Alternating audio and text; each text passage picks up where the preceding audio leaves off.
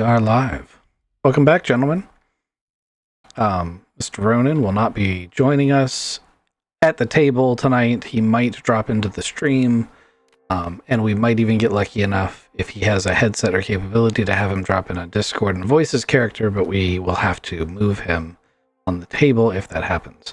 Other than that, I'll be NPCing him to the best of my ability, because, you know, real life happens, as happened last week with Kizik. Speaking of, Mr. Kizik just finished watching last episode, so I feel like you are the best one to give us a brief synopsis of last episode. Oh, and he's probably doing a sound check like a good, helper. And I totally just threw a monkey wrench in that. My bad. Yeah, so, Luca, coming off of the death of his brother, whilst holding his body and running for his life from a exploding ship, dropped his brother and was pulled away from his body and went into a fugue. He didn't think a lot, he didn't talk a lot, and we ambushed a bunch of robots, ambushed a big old Centurion, got shocked by a panel, opened a door. Luca fell down an elevator shaft. Everybody else slowly rappelled down that same elevator shaft. Saw some ancient aliens. Saw some ancient technology. Went and talked to a very an adjutant. Like, we're just collecting adjutants now because we're cool. Also kind of curious as to why there's so many adjutants in the round. Luca almost became a robot, and we got a kill code so we can save an entire galaxy. No, not galaxy, system. And we got to go fix a ship and get off a planet that's covered by mines. That's a good recap. Ghost, what'd he miss? I think he summed it up pretty well. I got shocked. It was the captain who had a token on him that made us drop into the elevator shaft, so boo on him. I'm trying to remember, lore-wise, these guys were called Sindalans, right? Or Sindalans? There are two factions that you encountered on the planet. The Sindalan Empire, which is something that the party would be aware of, was something I asked you guys to kind of look up a couple of episodes ago, do a little bit of research. In short, they are a bygone empire that doesn't exist anymore, but their remnants are all over the Trojan Reach. The Trojan Reach is very far from the Rift. The other group identified themselves as the Terran Confederation. Now, the Terran Confederation did actually exist as part of the Solanami government. However, this is obviously not them. It's some breakaway group, probably from either before that time or during the early days of that government's era. Ghost cannot come up 20%. I don't have that much up. I will bring him all the way to max, though. Okay, so that's a brief synopsis of the factions. I'll go over that a couple more times, I imagine. It's kind of an important point that you understand a little bit about the things that I can point you at lore-wise, but it's not going to hinder you in the long term of this session. In this session, your objectives are a little bit more let's get off the planet and live and send kill codes to deactivate world-devastating nanobots that eat things. Also, she did mention it, so I'll go ahead and pull this out because I know Kizik was running at 2 times speed on his playthrough.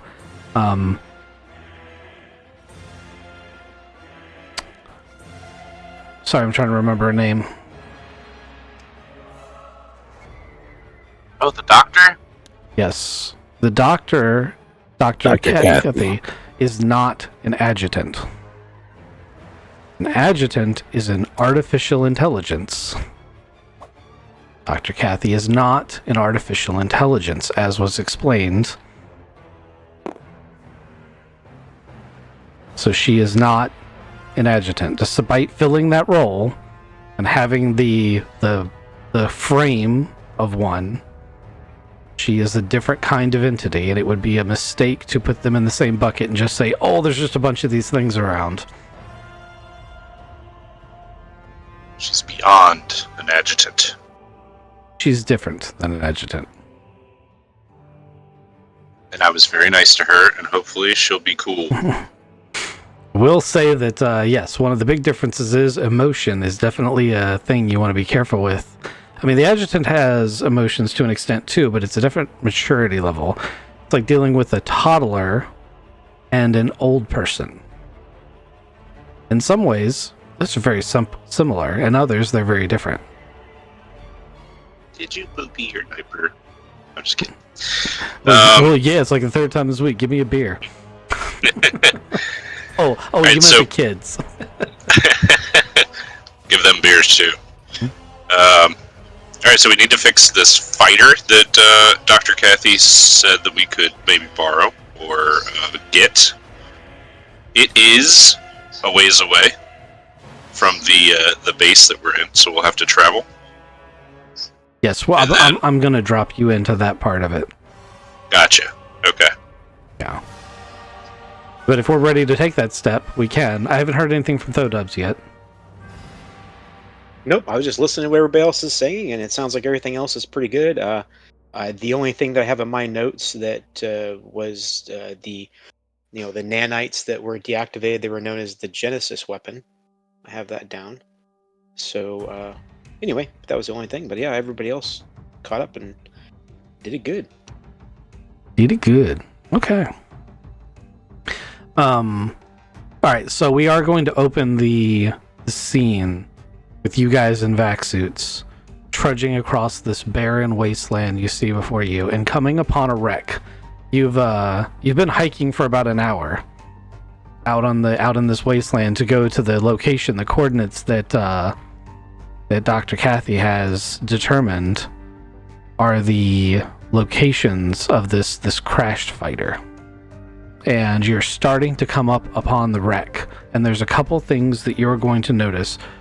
The first one you don't need to roll for. It's just going to kind of be as you come up over the hilltop and see the fighter, you're going to also see that beyond the fighter, what kind of looked like a mountain range is at least 600 tons of spaceship that has plummeted into the planet.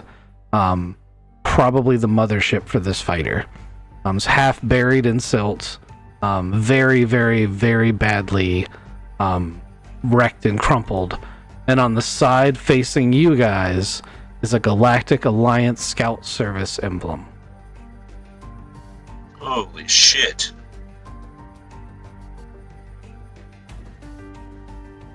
Okay. I'm riding the unicycle, right? I'm gonna assume that you guys are bringing the unicycle because I don't think Luca would leave it behind. That means that you guys could have ridden on the sledge. Yeah, that unicycle I think is part of the crew now. With that said, you would probably have also noted, if you're moving fast enough, that it would have required her to do this, that Dr. Kathy's frame is capable of flight. Okay, that's just unfair. It would have been a lot more unfair had you decided to shoot at her. Yeah, no kid. Shoot, Oh dear. ripped us apart. Yeah, she was inside of a building. Mm-hmm. That doesn't stop Superman sometimes. He just goes right through the top of the building. Well, Frank wants to see the inside of that Galactic Alliance ship. But I'm going to try to be subtle about it. So I'm going to start this by saying, well, there's the fighter that Dr. Kathy was talking about. I guess I'll go over there and take a look at that.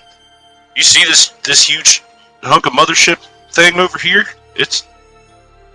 Maybe we could go inside of there. check it out for parts. And we got to get a fighter airtight and ready to fly. Let's take a look inside there. Do we know what the Galactic Alliance is? Is that our? You're fired. You're fired. Yeah, right? You're totally fucking fired. God damn, man. Do we know who the FBI is?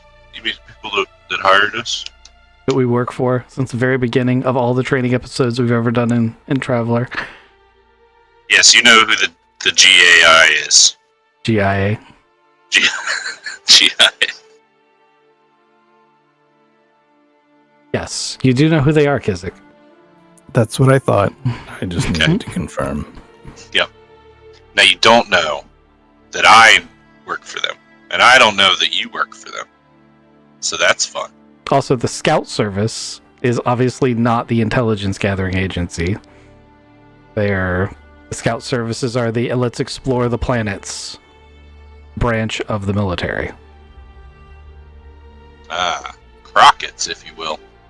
Explorers. Yep. More like the Federation from the Star Trek IP concept. Boldly going. Yes, exactly. Well, we should boldly go check out that fighter, see what it needs. Second that. Definitely see what we got to deal with. Okay. Let's see. Luke, I'm glad you're talking to me again. Why don't you steer this cycle of death thing over there? Check out that fighter. Towards the fighter? Yeah, I want to go there too.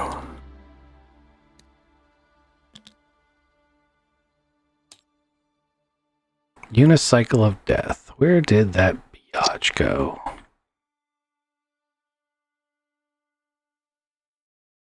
I think it's the mass destruction. Found it. Hard right there. All right. So you guys roll up on this thing. And go ahead and give me perception checks for anybody who wants to try. Oh, yes, please.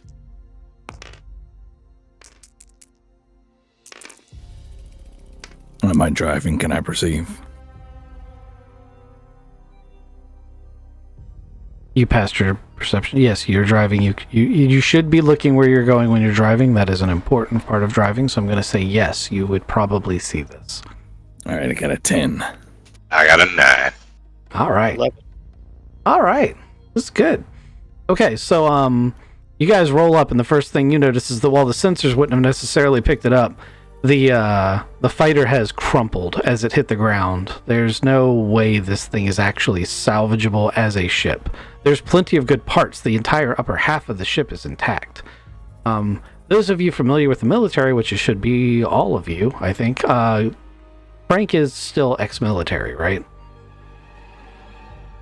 Yes, I was a Marine for a long time. So you guys would know, looking at this thing, that this thing has a really heavy, like, it's a very strong armor. And it's crumpled. Like, it must have hit the ground pretty much ballistic. I landed our ship better than this one. This one hit the ground hard. Well, you know what they say about landings and walking away. Let's see if anybody walked away from this one. Okay. I hope we can get this thing working again. Yeah, I think that might be out the fucking window. Yeah, it's not. It does not take a rocket surgeon to look at this and know that this particular one is never flying again. Is this the one Dr. Kathy meant? Yep. I mean, you look at it, and it's really easy to tell that from a radar scan, it would have looked like it was intact. So you guys, which entry point do you want to use? There's a couple.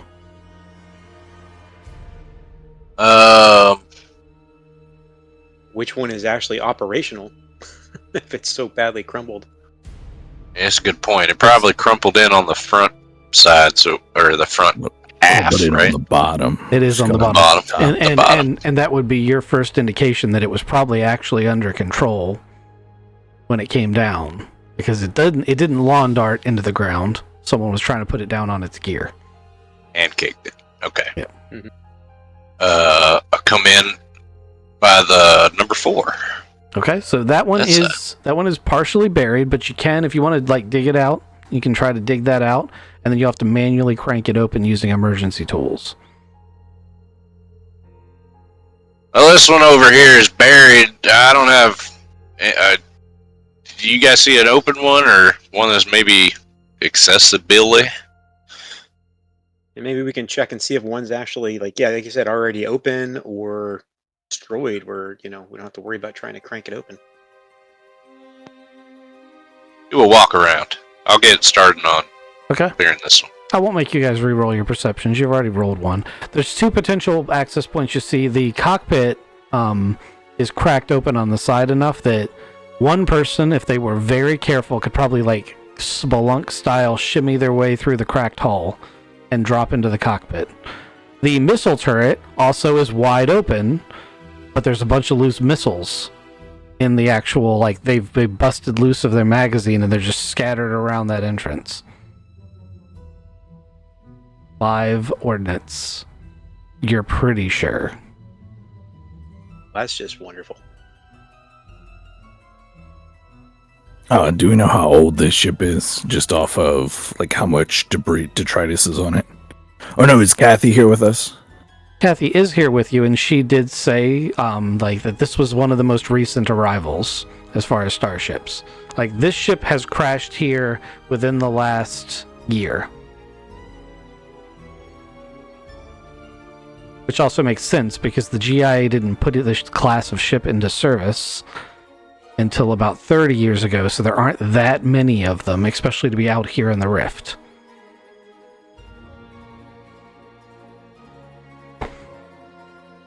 You guys find another door over there? I mean, do you want to try to shimmy through a broken hull or over live ordnance? I'm gonna crank this door open then. Oh. Yeah, keep on digging. I need to make a clarification. The capital ship that is crashed was put into service 30 years ago. These fighters are much, much older design, but this one would have been built within a year or so. It's a distinction that's kind of important. Gotcha. So you guys want to crank the door, or what you want to do? Yeah, after digging out the door, we're gonna go ahead and crank the one open. What's Aiden think? Aiden, Sounds good to me. weren't you a boarding Marine? Wasn't that your job? I don't believe that I was a boarding Marine. No, Black Ops. Black Ops is in a category, bud. Black Ops. I should continue Marine. Yeah, that's what you wrote down, but that isn't actually a thing. That's okay. I just wanted to know if you had a reason to be able to roll a what's the best way to board this shuttle. But if you were Planetary Assault Forces, which is the only other thing that looks like it might be a thing that you wrote down there, that's not going to help you with this. No, I don't have anything to do with boarding, or anything like that. But Okay. yeah, I'm definitely not interested in hanging around some live ordnance, though. So I'm not going to be playing with that. Okay. The cockpit has a windshield, right? It does not. Traditionally, starships of a combat nature do not. Some of them, like a light fighter, do out of necessity. Actually, it may have a little sliver, so it might have like a tank slot window, but it's not going to have like a big bulbous canopy. Also, the crystalline nature of the armor means that it's not glass, so you're not going to just be like, let me crack open the glass and get in. I was gonna try to freeze it with a cryo gun and kick it open. Yeah, it's going to be no different than doing that to the hull. You can still try it, but it's not glass. Yeah, you need some help with that crank there. Well, I've got the door frame, like the surround and all that. It's got these leaves on it, and I've already pried everything open. So I'm just working on the exterior side of the valve here. I got some tools if you want to help me. So with 3 of you taking turns cranking it, it would take you like 3 minutes to crank this thing open. Mainly because as soon as one of you gets tired, the other one just comes in and, cranks it. So you eventually snap it into place, and you hear the satisfying locks, which are really important. Actually, now that we don't have the captain is here. Rex just isn't here to play him. So the captain would point out that you definitely want to hear those locks, because some ships, if the iris doesn't lock open, it can sometimes snap shut with enough force to rip somebody in half. So you guys get that cranked open and locked in place, and you can now enter the vessel. It is not easy to walk in. The bottom of it has been crumpled all the way in. The deck is probably only 4 or 5 feet from the ceiling, so you can't even really stand up straight.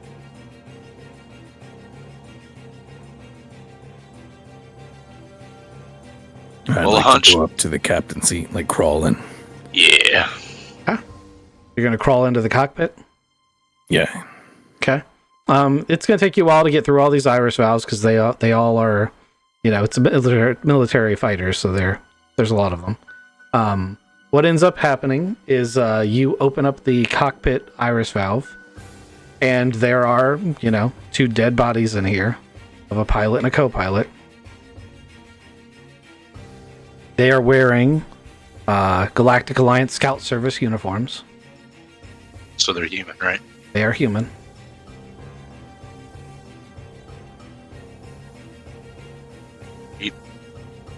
Anybody I know?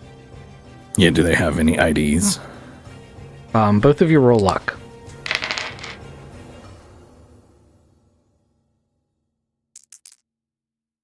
An 8 to pass. I'm going to take 2 player points. Okay, so you pass. I'm going to use 1 player point to pass. All right. Ghost, it is not someone you know. Oh, thank God. Okay. Tizik. They do have IDs on board, and they can be identified as Galactic Alliance Scout Service members. I'm not sure what you want to get from the IDs, but, you do find them.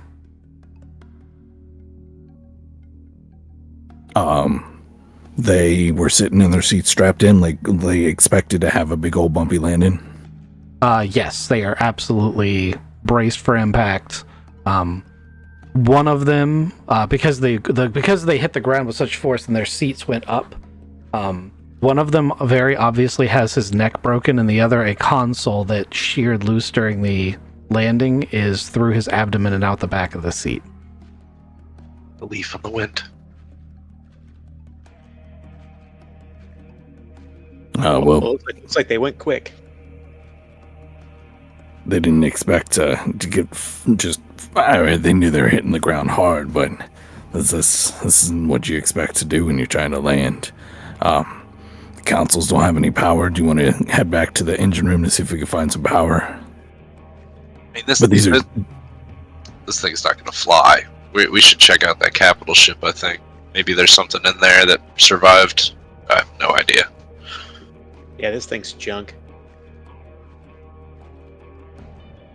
Frank's not the type to scavenge from my own people, but I do want to look in the bunk room and see if there's any personal effects, names especially. Okay, well you've already passed your luck roll, so you can find a couple of bags of personal effects.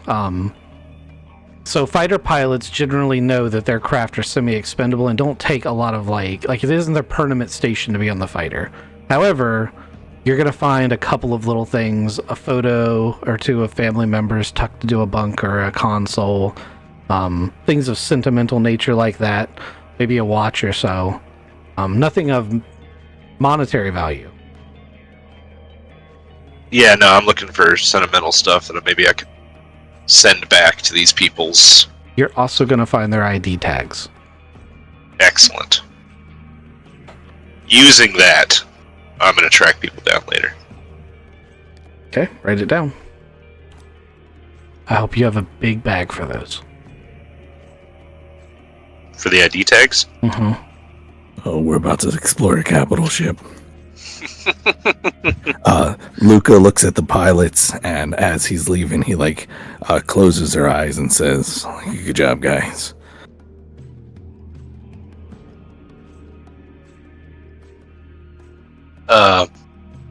Not to get too personal there, Luca, because I'm really glad that you're actually talking to me again. Are you familiar with the GIA at all?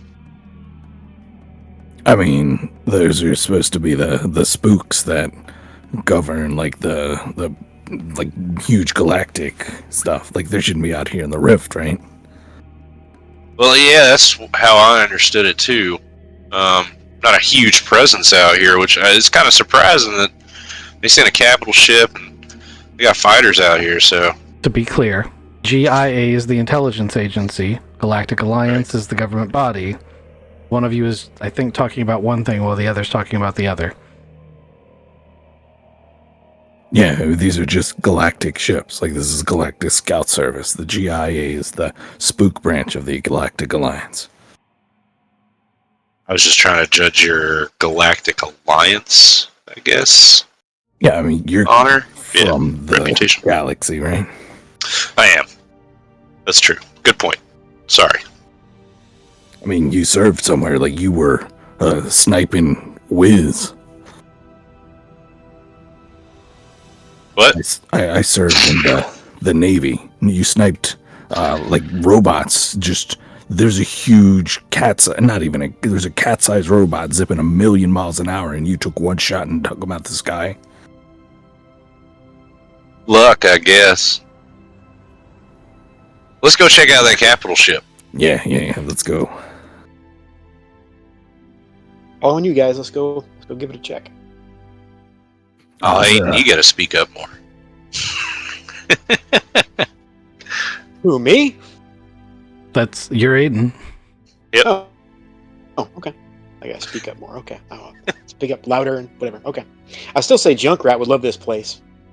Oh, yeah. I don't She know would who be that in is. here like- she would be in here like crazy. Oh yeah, you'll have to meet Junkrat a little later on, but yeah, I think she'd go nuts for this this junk.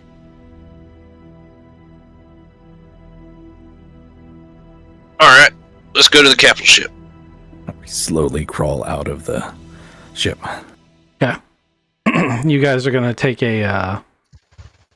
It's a large vessel, so it's gonna be a pretty long walk. Or a short ride.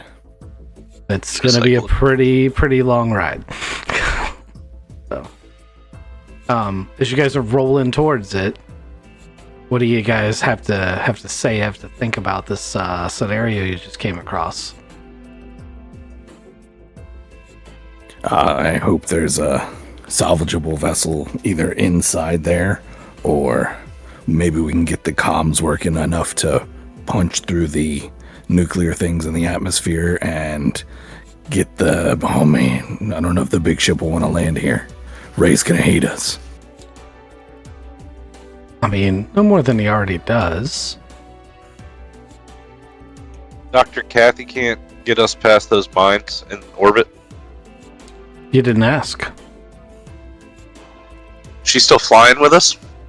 She is Or alongside us? She is present, yes. Dr. Kathy, I have some questions for you if you don't mind. Yeah, I thought you said you had like scouts and stuff like coming up through here. You said you had mentioned that if we tried to come after the ship, the heavy fighter last time without your help, we might have gotten blasted. I didn't think that I said blasted. And metagame, I'm racking my brain because the implied threat was that you wouldn't be able to find it and you would run out of air. Ah, okay. I thought we were gonna. Yeah, the implied threat. I thought we were gonna die. I took it as there were scouts and stuff rolling around. All right, never mind.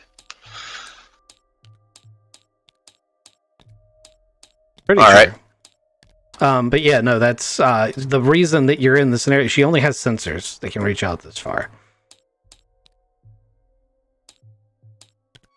Kathy, do you know anything about the semi-random array of floating nuclear weapons in orbit of this planet? The quarantine zone. Yes, I'm aware of its existence. It is the reason there's so many crashed ships on the planet. I helped design it, actually. Would you be able to like, so we got a ship off planet, right? I think we talked about this. It's called the Perfect. Or I don't know this. Oh my god. You guys handle this. Yeah.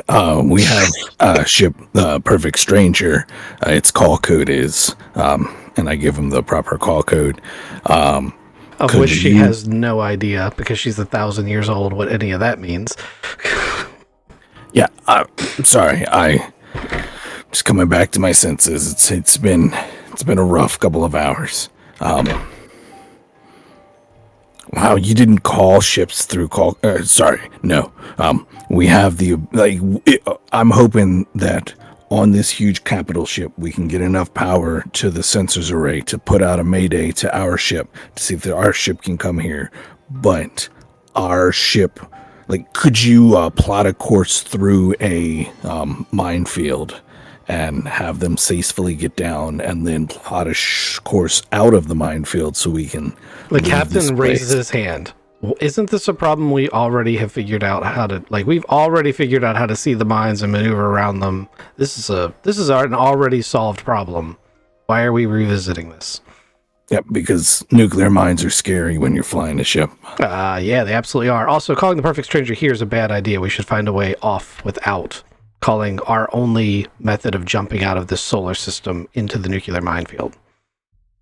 Completely agree, Captain. It's just the heavy fighter we just saw was not getting off the planet. I was just trying to come up with other solutions, maybe. Yep, worst case scenario, there isn't another way off. Well, let's investigate this capital ship first and see what's going on there and see what we have to, available to us. Yeah, we're trying. It's really far away. It's really big. You guys are getting closer.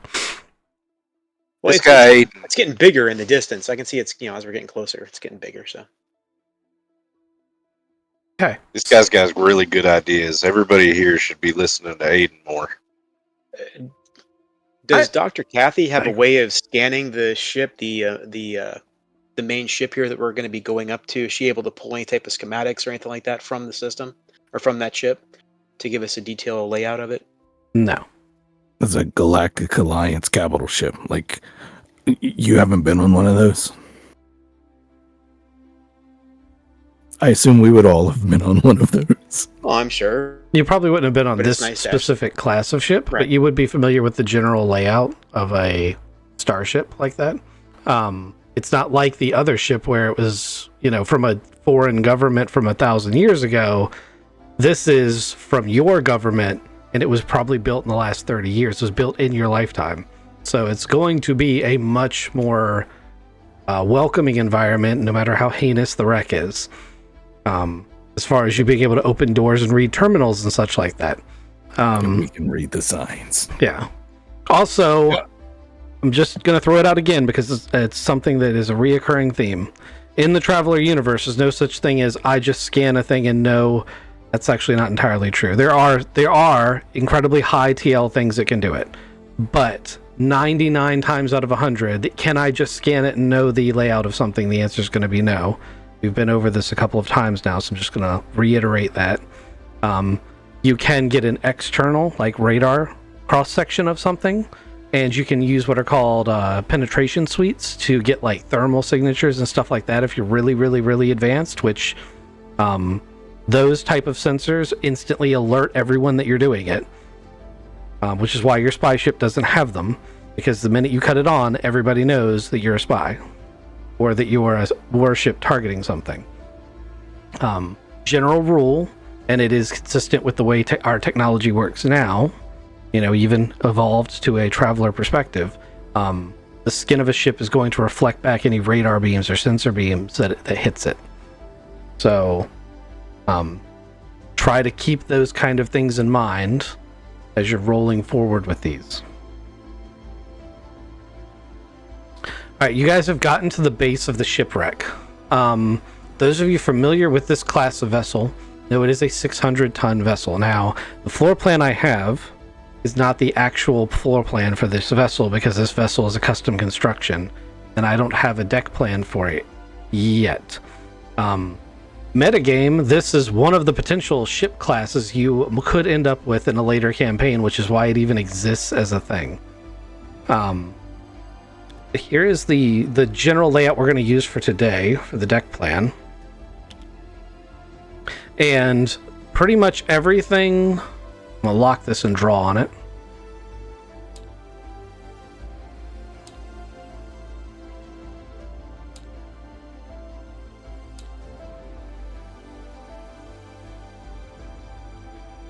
Pretty much everything the right of that line is underground or crumpled or destroyed.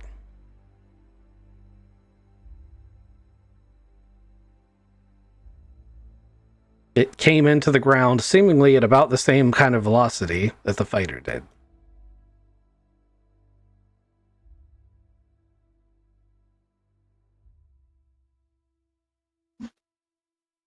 Well, it looks like we're gonna have to go around the ass end and try to get in the cargo, maybe? There are plenty of access points on this ship because it ripped and sheared and there's giant gouges in the hull and yeah. Here, steer us that way. Let's go inside. Can you define left and right? If you are looking at it directly up and down as you're supposed to the right of the line is the right of the line. To the left of the line is the left of the line. If you're looking at it upside down, they're reversed. But the words on the pages should be in their correct orientation.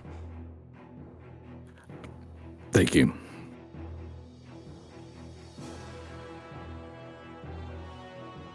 That LNR really helped. Yeah, let's find our way in. See if we can find some power in here. See how bad it is. Okay. Let's go to a like turn by turn montage style thing. You guys enter the ship all as threes. You got flashlights going. The captain and Dr. Cathay decide that they are going to go try to check out one of the drone bays because drones are self-sufficient entities, and they both go into that area. Where do you guys go? Try to get to the cargo base. Okay, you go to the cargo bay. It's right next door. It's also above ground. I'm looking for a computer. And there could be computers in cargo bays. Okay. So, Dubs, what are you looking for? I'm interested in the cargo bay as well, but with this being a capital ship, I mean, I would be assuming there would be potential for other types of flying vessels and stuff maybe in the cargo bay, depending on the size of the cargo bay. I'm assuming it would be large. You don't usually put vessels in the cargo bay. You put them in the docking bay. That's specifically what it's for. But we can do a luck roll. What kind of vehicle specifically? I mean, there's not going to be a shuttle in here. But if you're talking about like a buggy or a car, then maybe there'll be something like that in here. Sure. Sure, some type of vehicle that we can actually, if we need to, we can transport supplies and stuff like that if we have to look for a different ship or something like that, or still be able to transport ourselves on planet. Okay. You're looking for the Hunchback. That's what you're looking for. Sure. Yep. All right, go ahead and give me a luck roll.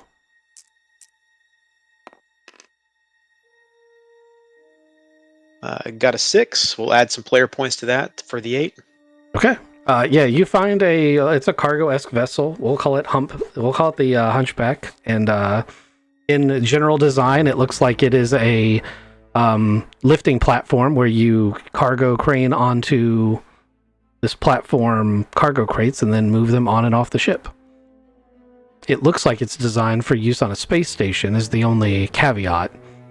So it's not actually designed for rough terrain. Gotcha.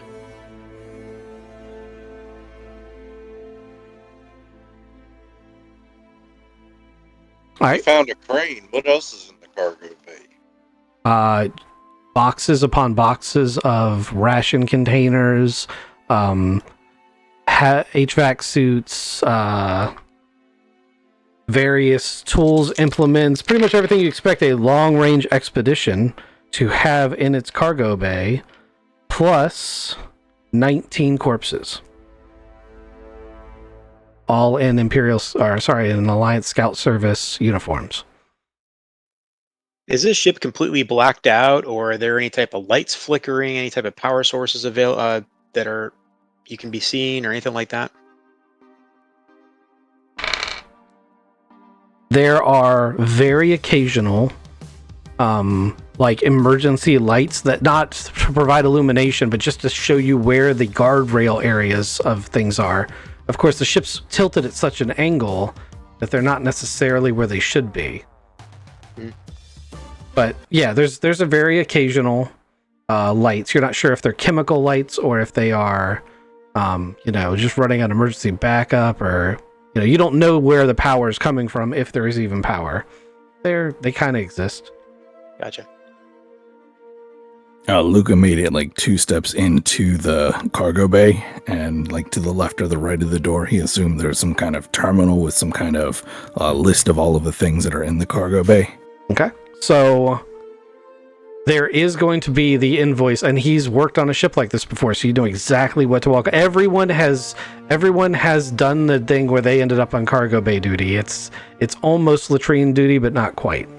So you guys have spent some time, especially Luca, in the cargo bay. You know exactly what terminal to walk up to. As you walk up to it, you do notice that it has an emergency power supply, that it's not turned on right now, but there is an emergency power supply sorted to it, which would make sense because any salvage operations trying to salvage the vessel would need the ability to get a manifest. I know all of that, and I power it up real fast, copy over the manifest to my computer, and then power it back down so I could save as much battery to the systems as possible. That's a valid plan. It reports that it has 2 minutes of power remaining when you shut it down. Over comms, I tell that to everybody. We got 2 minutes of emergency power on at least this terminal here. And then I also have a list of the contents of the cargo container. There's a big crane. That's kind of neat. All right, Ghost. Did we get what you were looking for specifically covered? I don't think we made a roll for me, but Okay. Between the crane and what's going on in the cargo container, I'm still looking for a way off this fucking planet. Frank Knowles is pretty upset. It's like, damn it, we had this plan, and now the plan's falling apart. Was Frank Knowles in the scout service, or was he a Marine?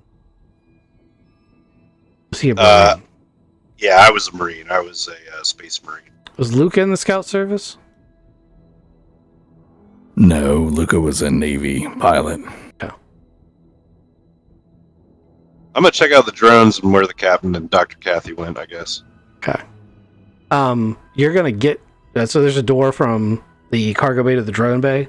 You're gonna open up the drone bay. There are a smattering of drones, most of which have been slapped around. It looks like most of the drones were actually fired.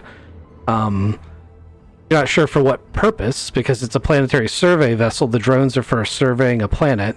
But the drone bay is like 95% empty, and the ones that are left look like they came loose from their housings and were smacked around in some sort of jarring explosion. Can't imagine what that could have been. But what you don't see is the captain or Dr. Kathy. There are 2 other exits to the room. I'm gonna try one of the exits before I hit comms. Okay. Both of the exits would open manually, and they are standardized doors, so you'd be able to open them. One leads to one of the engineering areas, and the other leads to a sort of a hallway corridor and a deck that goes deeper into the ship towards the part that's crumpled into the ground. Let me check out engineering. Okay. So you come into engineering. There are more emergency lights on in here than in the rest of the place, and there are proper emergency lights in here. So this is the first lit room you've come across.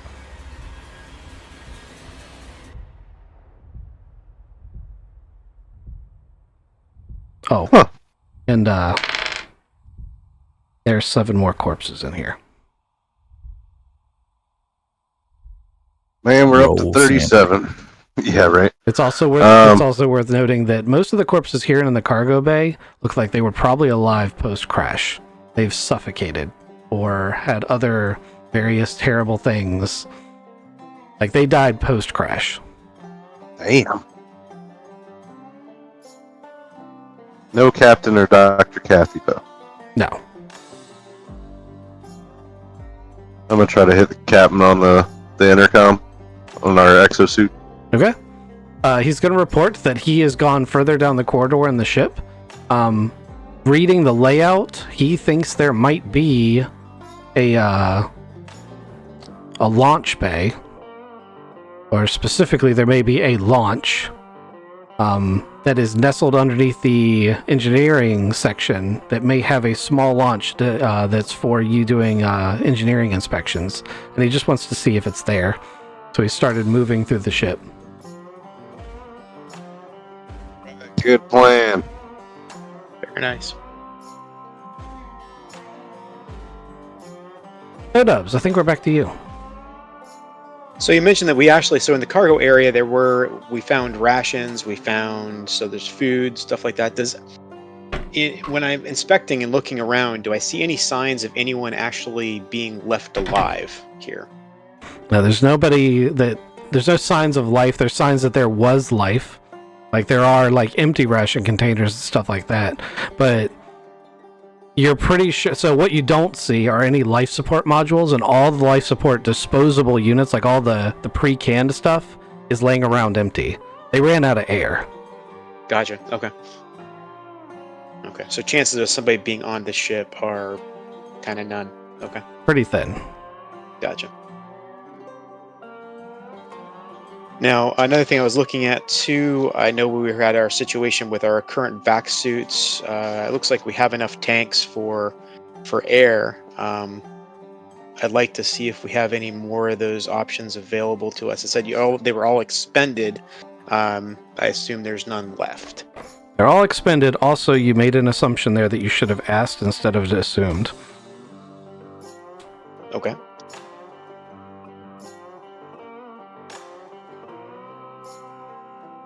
So I'd like to know how much air we have left. You should definitely ask that. So you guys are sitting at roughly 1 hour of air remaining. Is that on our extra tank that we had? Because we had an extra tank. That's including your extra tanks. Okay, so we got 1 hour left. Yeah. That's not good.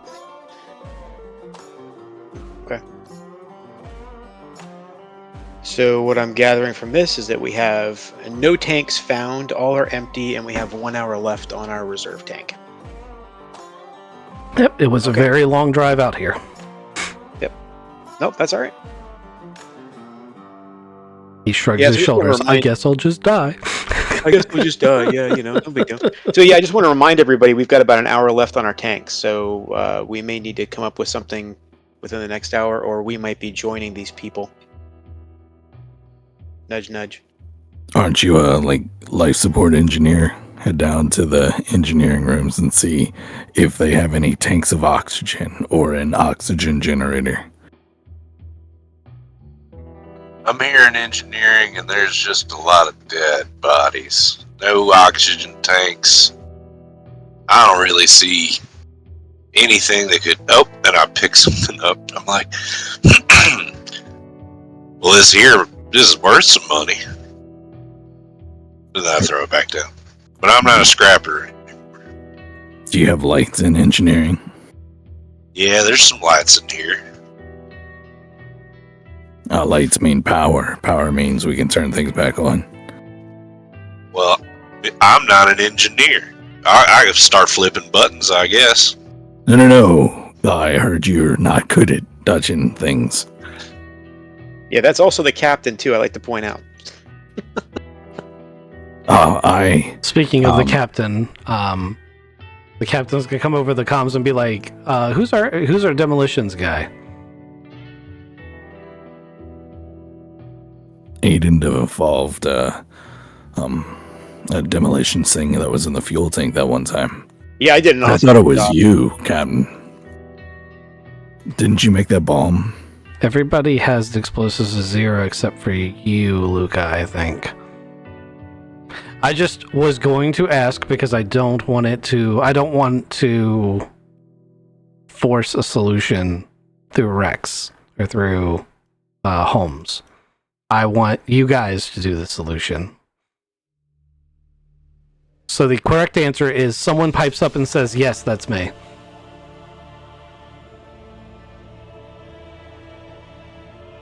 Sure, I can blow some shit up, Captain. Thank you, Ghost. Give yourself a player point. I appreciate you stepping up and helping the GM out there.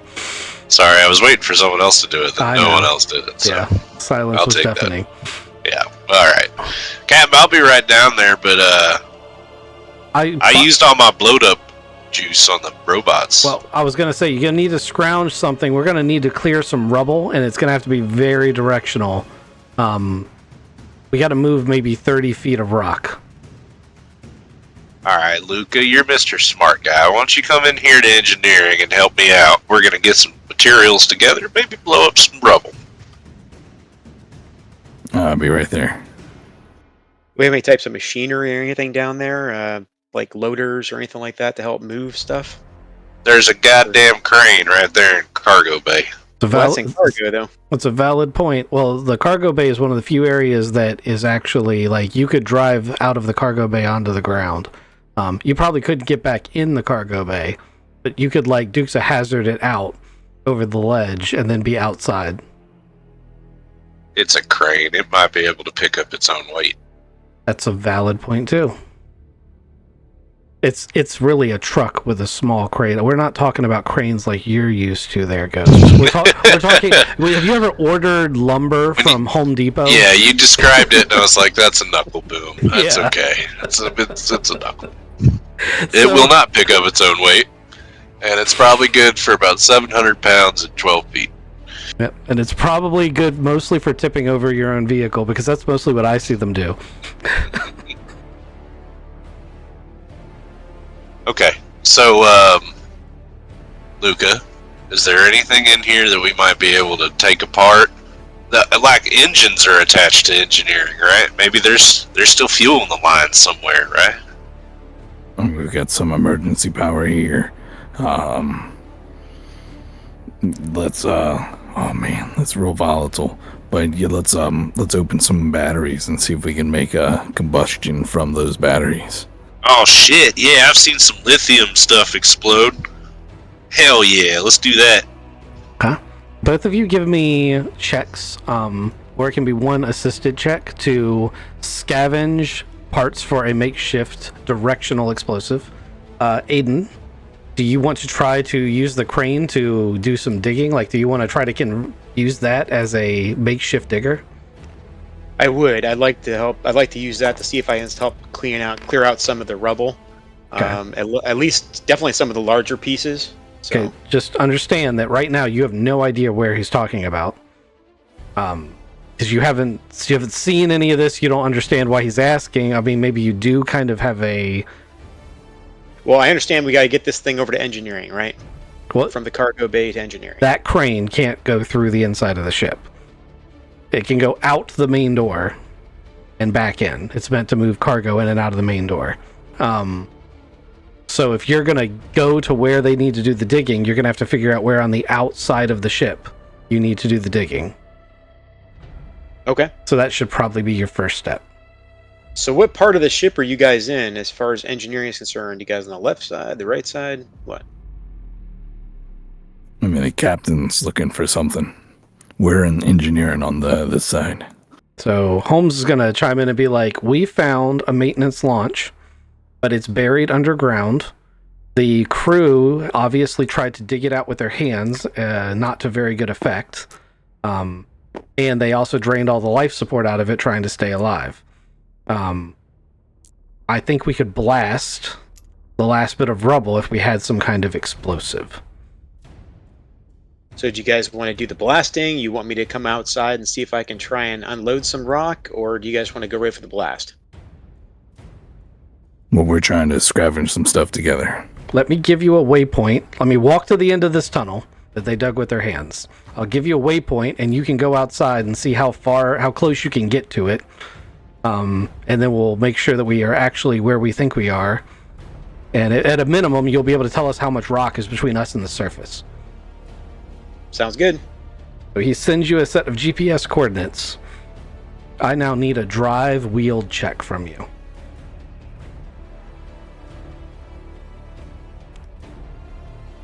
It can be tracked if you have track. No, you don't. There's zeros across the board. At least there's zeros. Could be worse. Could be, couldn't it?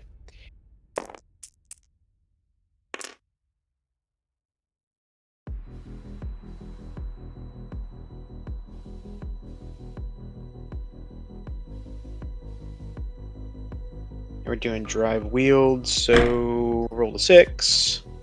I would assume that is education, right? So Drive wheeled? I'm pretty sure driving is dexterity. driving would be dexterity, not knowing how. Okay, that would be 0. So I got a 6.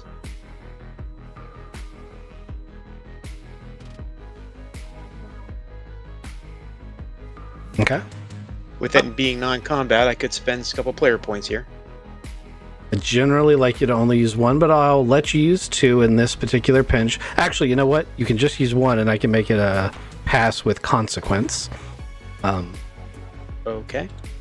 That would be an easier compromise. So your crane gets teetered over the edge, and it feels like it's going good and good and good, and then the high center of gravity kicks in, and you roller coaster down this slope. You come off the back ramp of the cargo bay. You fall about 10 feet. The wheels hit the ground again. You bounce, and you basically sled like you're going down a snow slope on this loose lunar surface, about 50 feet down the hill, and the nose kind of buries in sand. The vehicle is not destroyed or exceptionally badly damaged. Some stuff's obviously bent and dinged up, but your main problem now is that you're at the bottom of this silty hill. But you are in the crane and you are out of the vessel. Luca, what did you and Frank manage to get put together? Yep. Can we task chain this? So I do some mechanics to take some parts apart, and then he does some explosives to put them together. That's brilliant. I love that. Let's do it. I got a 9 on my explosives. I got a 7 on my mechanics. I didn't give you as many parts as you thought. Well, but he got a plus, so it comes out as a wash either way. Either he took a -1 or you took a +1. So your task chain still works. And you guys managed to come up with basically, I'm going to say, a dozen sticks of TNT equivalent blasting stuff. And you find for lack of a better term, a drill that you can drill holes in stuff. And you're thinking you're just going to do this tunneling style where you're going to drill holes in the rock and use the demolitions to blast it. You guys catch up to where the launch bay is. It takes you a while to find out where they went. The ship's all mangled and it's difficult. And when you catch up there, the main reason you're able to find it is because Dr. Cathy's eyes kind of glow blue, and little bits of her are LEDs. So you eventually see her standing in a doorway and head over that way. And when you get in there, you find the captain deeper in with a flashlight. There's a launch tube for an actual launch, the same model you use on the Perfect Stranger. And there's a access way by it to the actual door. The door has been cranked open. There are 4 more corpses inside that were blatantly trying to frantically mine this tunnel away, trying to get the rock out of the way of the launch. And they asphyxiated trying to get it done.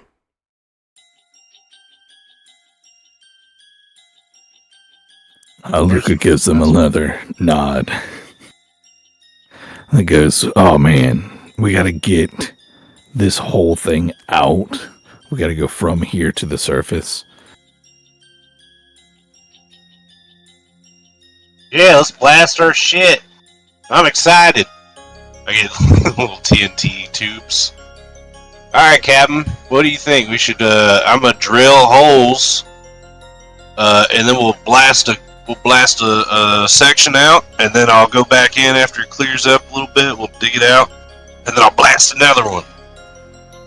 We don't have a lot of time, so let's get this done. You say you don't have a lot of time. Do you look at your timer? Yeah. Okay, you have about 30 minutes of air remaining. All right, I start working with the drill. Okay. Going up against the wall where the rubble is. Are there like fingernail marks in the dirt? There's not fingernail marks, but when I say crude tools, they have ripped beams off the wall to make makeshift picks and stuff. Like they were very desperate. And the truth is, looking at it, they had to know there was no way that they were gonna open this hole all the way, or maybe the lack of oxygen was messing with their heads. But right. There was no chance. I swallow with the lump in my throat and realize that we only have 30 minutes and we might not have a chance either. Luca real quietly moves a dead body from the seat of the launch. Can we get in the launch? You can get in the launch. The only damage that's been done to the launch is they've made makeshift taps into the life support and recyclers, and they have drained it dry. So you guys are going to be on suit air, which is going to present another problem. Yeah, we only have 30 minutes, so we can't fly. Oh shit! All right. Is it a drill check, or you want another demolitions check to get this opened up? We're going to do another demolitions check, but first I want to see if Aiden can get himself unstuck and get to the other side to help. Absolutely. So I am just stuck down. I believe I'm stuck down a bit, but I'm not 100% immobile. Yep. So I'd like to actually start trying to use the vehicle and its crane to help kind of wiggle myself out and free so that I can start going over to help the guys. Since you said you want to use this crane, I'm going to give you options. You can either use remote ops to use the crane to pull yourself free, or you can use a wheel drive check to like rock it back and forth out of the silty sand and then try to get level again. Let's do the remote ops. Let's do that. Okay. So it's remote ops, and remote ops is education, because you're remote controlling a piece of equipment, I think. Gotcha. It's either education or intellect, but for you, that's a difference that makes no difference. Ah, okay. So, for me, it doesn't know. Yeah.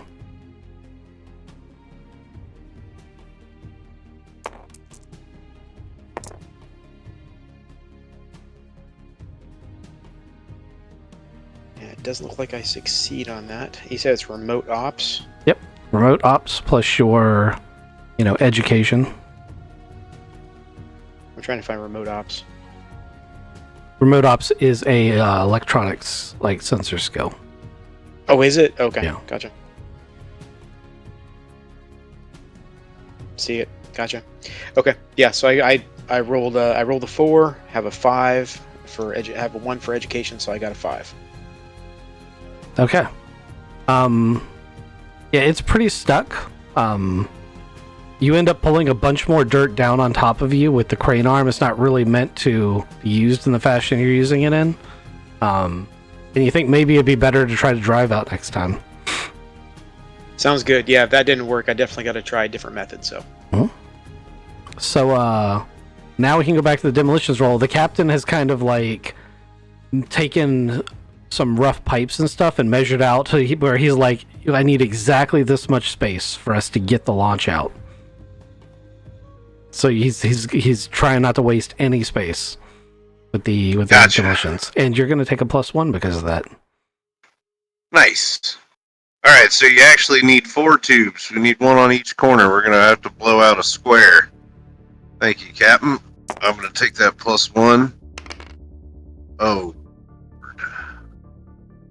I rolled a 6. His +1 makes it 7. I have a 0 in explosives, so that's still a 7. And then I have a 1 in education if I could use it. I'll take Make it. it an 8. I'll take education for that. Sweet. That's an 8. All right. You blast through. It's cleared about 10 meters of rubble. So it's cleared a good chunk of rubble. You just got to get it out of the way. And you're down to 20 minutes of air. Oh, Luca gets a chance to go. Luca, what do you want to do? I'm sitting in the ship launch. I am running through like pre-diagnostics. I want to see if she turns on. Okay, it does power on.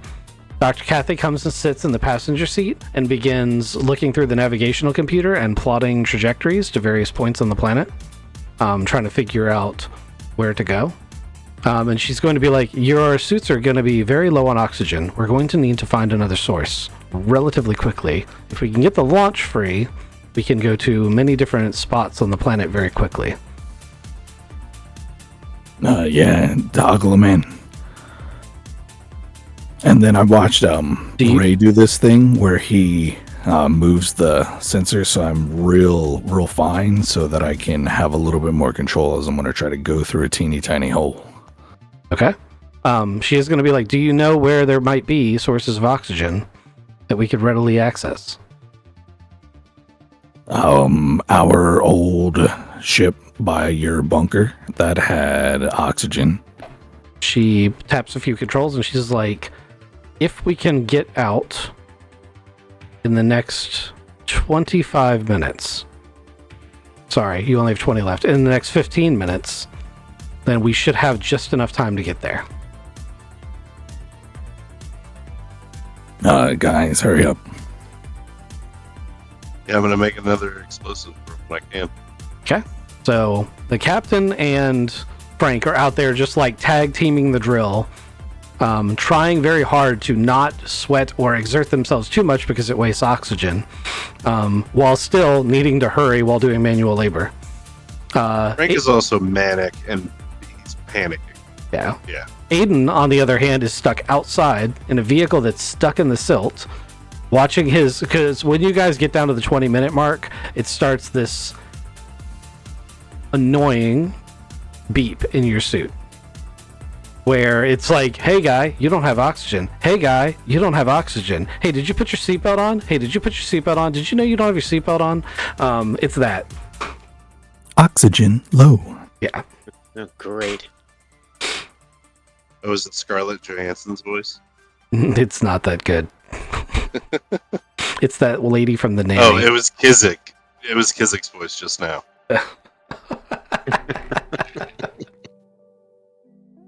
Alright, so we're tag teaming the drill. Oh, fuck.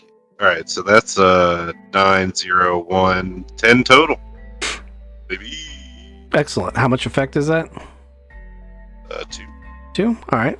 Carry that on. All right. So, I think Aiden was supposed to go first by the order I already had him in, but it's fine. You guys can go in any order you want. Sorry, Frank's panicking. It's all good. Aiden, I believe you are going to try to... You've determined how to get out, but you know you have to use the wheels. You have to drive. So you're going to get a +1 to this attempt to get yourself free and get over to the side of the ship. Gotcha. All right, so we're gonna start working on the vehicle. I know what I'm doing. Rolled a 5, 6. Wheeled was 0. Dexterity 0, so got a 6. Okay. I'll let you push it to a 7, which is the same thing before, is where I'm going to give you a consequence, but you can get free. Let's do it. Okay. So you basically put the thing in drive and you slam down on the accelerator out of frustration. It suddenly and drastically gets acceleration, rips itself free, careens in the general vicinity of the area you are pointing it at, slams into the side of the ship, and parts of it buckle and wheels break. You can limp it over to roughly where you need to be, but it's never going to move again after that point. So I can get it to where I need it to be, but it's not going to move again once I get it there? Yeah. Basically, once you put this thing in park and put the crane arms out, this thing's never moving again. Gotcha there. Well, at least I got it into position, so I want to make sure I get it in the right position before I actually do set out those crane arms. So okay. I'm going to work with the guys to figure out if I'm in the right spot. So I'd like to see if I can look at the the outer side of the hull to make sure I'm in the right spot is what I want to do. Okay, what kind of check do you want to use for that? I'm thinking navigation. You're trying to navigate to a very specific spot while using a GPS coordinate and some coordinated stuff. Okay, yeah, kind of a waypoint that we were using. Now, navigation's a -3 for you. Yes, it is. I don't know if I want to do that. I don't think you have a choice. Yeah. All right, well, let's go for it then. Oh dear. Okay, so I rolled a 10. Fuck yeah. Yeah, there we go. Okay, 7. plus your intellect or education modifier. Which is 11 minus the 3, right? Yep. There we go. All right, We got it. That's an 8. You pass, so you are able to. So when you first bring it over there, you're like, "Oh shit, I'm actually blocking the launch." Because you pass that, you're gonna be like, "I need to back this thing up," and you pull it out of the path of the launch, but it's where the crane arm can still help dig. And that's good. Hey guys, I'm here. Spotted. With the +2 and the help from the captain, you detonate the next set of charges for rubble, and it clears so far that you're pretty sure you can just about, like, there's a hole where you can see daylight. It's not big enough for the shuttle, but you can see it. So close. Come on, gentlemen. You have Maybe one more. 15 minutes of air remaining. Yeah, it looks like you guys broke through a little bit. I can see a little bit of a puff over there, so it looks like you guys are getting close. Is there anything really big in this room besides the shuttle? This Like this isn't a room. This is a cave they have dug. They have opened the launch bay door for the shuttle, a tube that is basically just big enough for the launch. It's like a sleeve that it fits in. You guys have shimmied around it to what would be the outside of the ship, and they have dug a cave with their bare hands, trying to get out of here. So there's nothing in the shuttle sleeve or tube that's wide. That's wide. Yeah, like I'm thinking the beams that they were using. All right, so this is my idea. I'm gonna go up to the hole. Aiden, if you pass me the crane's hook, I'm gonna pull it through and pull it all the way down to the shuttle. We're gonna attach a bunch of this metal beam to it and make it like a really wide pull beam, and you're gonna pull it back through. It's gonna take a bunch of shit with it. Yeah, Maybe that sounds like a open good up a hole. idea. It's like dredging And the while- bottom of a river. Yeah, exactly. You're gonna pull a bunch of shit up with it. Sounds good to me. So I'm gonna pull the vehicle into position, where it's gonna give me the ability to be able to do this. You've already done that part. You And then I'm going to. can't move the vehicle anymore, but we are going to task chain this. Okay, But that's fine. I think there. Aiden goes last because it sounds like it's going to be pulling that's going to be the check. Yeah. Might be. My suggestion for my part of the task chain is dexterity to run out, grab the hook, and pull it all the way back through. I would also. It's probably also strength. I was going to say It's it's one going of to be those. it's going to be an athletics check of some variety. Right. I'm going to say endurance is probably the most important one because oxygen is getting thin in your suit. All right. I have a 0 in endurance, but I had a 1 in strength. Is there a way that Dr. Kathy could help us? I mean, she's got like a robotic body, and I'm sure She's maybe have. She's currently plotting your escape where you get to live because of what she's doing. So she is helping. Okay, copy that. You don't want her to stop doing what she's doing, though. I will allow a argument for strength, though. That's if you want to do that. I have. Okay, how about I mix them? I'll take a strength for my skill, and then I'll use endurance as my characteristic. Good with that? That's fine. Yeah, that gives me a +2. Ha ha ha ha ha. All right. So yeah, I would pull it through and attach it, and then someone else would just have to motor it back. Yeah, it's going to be. You're going to make a check for athletics for doing the attachment. Dubs is going to do the remote ops to pull the thing back in. I got a 9. That's a +1 for Dubs. You got to remote ops this thing back in. Hey, time to push the button, right? Yep. I do think it's education, by the way, for remote ops. Oh gosh, you gotta Oh, be kidding me. shit, dude. Snake eyes, man. So, you guys know how, like, when a cable snaps under super high pressure, it turns into kind of like a whip? Yeah, I know. Yeah. Unfortunately, yes. So does Aiden as it rips across his suit. It creates a micro tear in your suit, and while you're able to hit your emergency button and seal it, everyone else is down to 10 minutes of air, and you're down to 5.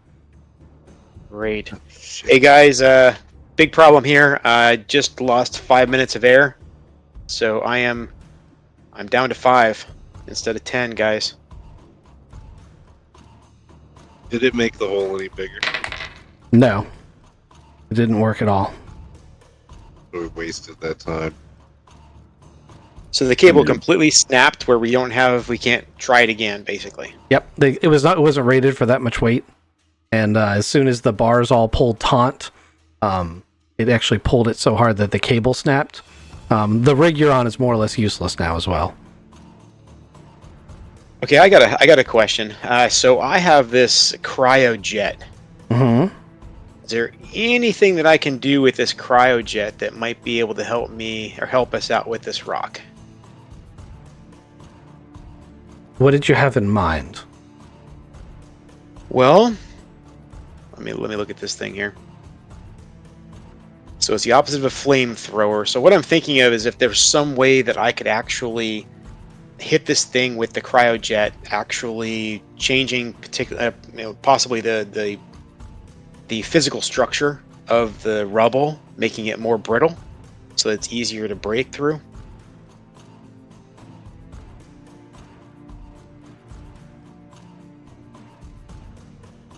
What the hell? Go ahead and try it. If that's even a thing.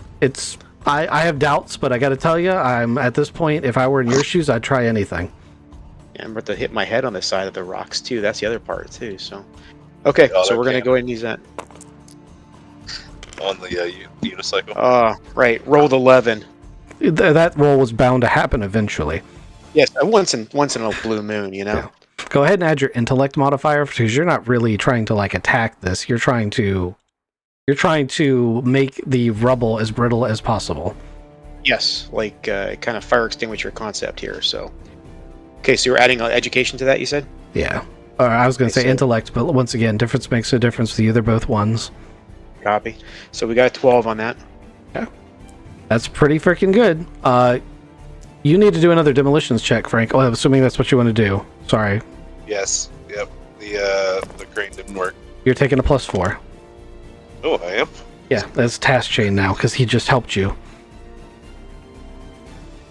Go get it. 9 total. 9 will do it. So,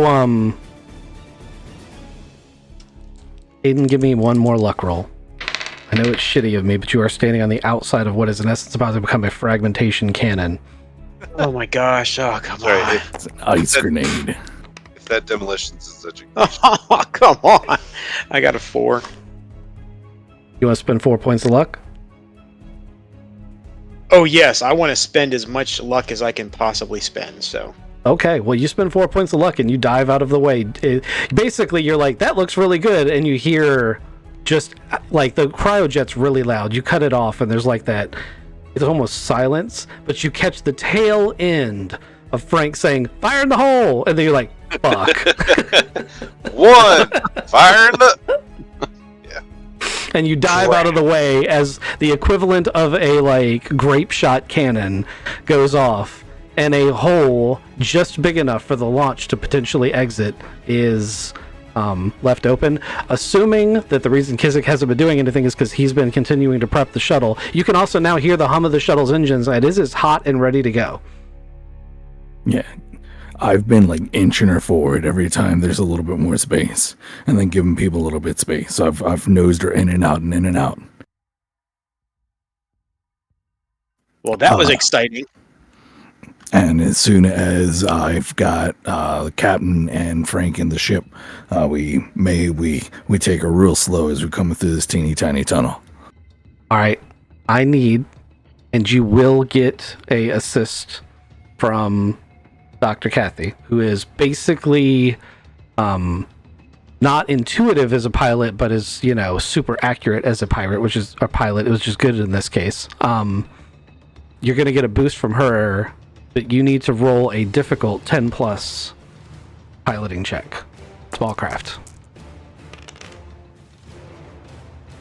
9 plus 2 plus 1 is a 12. All right.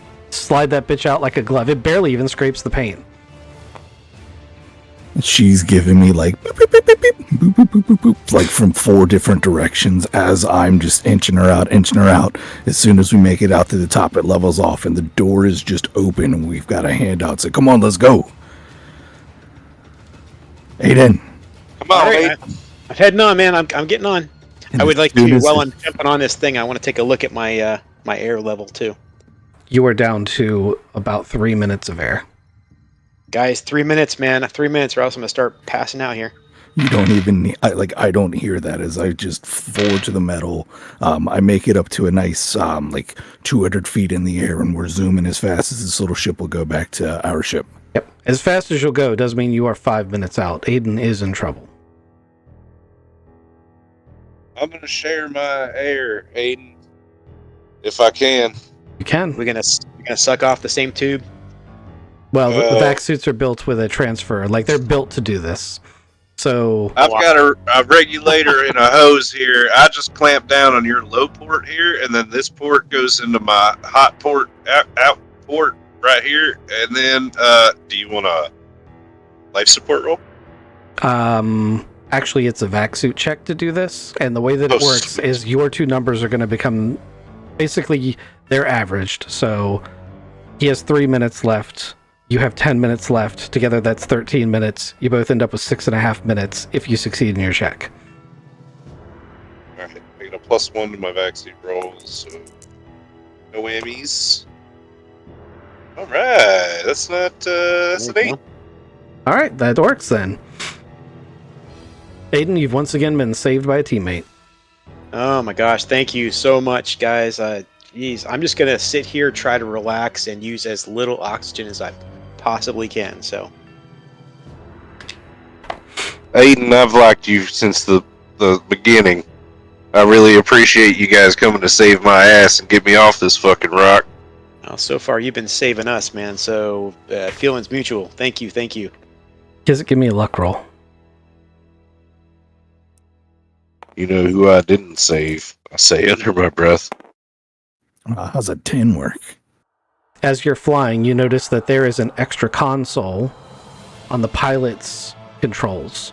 You flip up the cover that it has on it, and it says Self-Defense Suite. And then there's another lever beneath it that says Aerofins. These are not standard for a launch. I know that aerofins make me go faster. Aerofins give you more maneuverability in an atmosphere. Awesome. I kick those bad boys on. Okay. It doesn't actually help at all because you're not in an atmosphere, but they look cool as wings extend from the side of the ship, giving it more of a dart look. So it's got like 4 fins that come out of the back, in kind of an X formation. I lean a little bit forward. If you look at the self-defense suite, you'll note that it has no starship grade weapons, but it's got 2 standard machine guns with 1,500 rounds each, and it's got 2 one-shot disposable plasma launchers with 1 shot each. And that's, for a launch, a pretty significant amount of firepower. Mm-hmm. Over comms, you guys hear. This thing's armed. And it's got wings. 2 minutes out. And you guys come up on the other crash shuttle. I could switch to the map, but since I don't think you guys are going to need it, I'm not going to. We're just going to continue on with like this. Aiden and I can jump out. We're going to go get the extra oxygen or air that we've got. Well, it's going to be a matter of refilling each of your bottles. So you're going to have to do that. Oh, we're going to take bottles. You are going to realize at this point that you did leave the unicycle behind. I didn't realize. I knew that from get-go. We just needed oxygen first. I'm sure he'll make us go back and get it, though. No. We're going back and getting it. That's what I figured. Is there anything? he's like, I'm not going to make you. You're going to volunteer. You will go get that. I will stop this ship, and you guys no arguing. I will turn this thing around.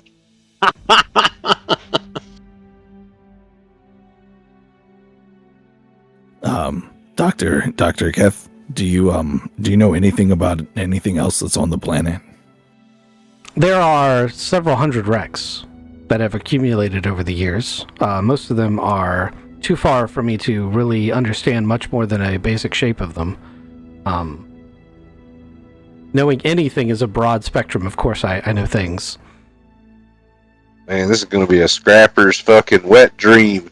Oh man, if the Vargar really knew how many wrecks were on this place. I know it's super dangerous, but they might keep trying. This is like heaven here for Junkrat, man.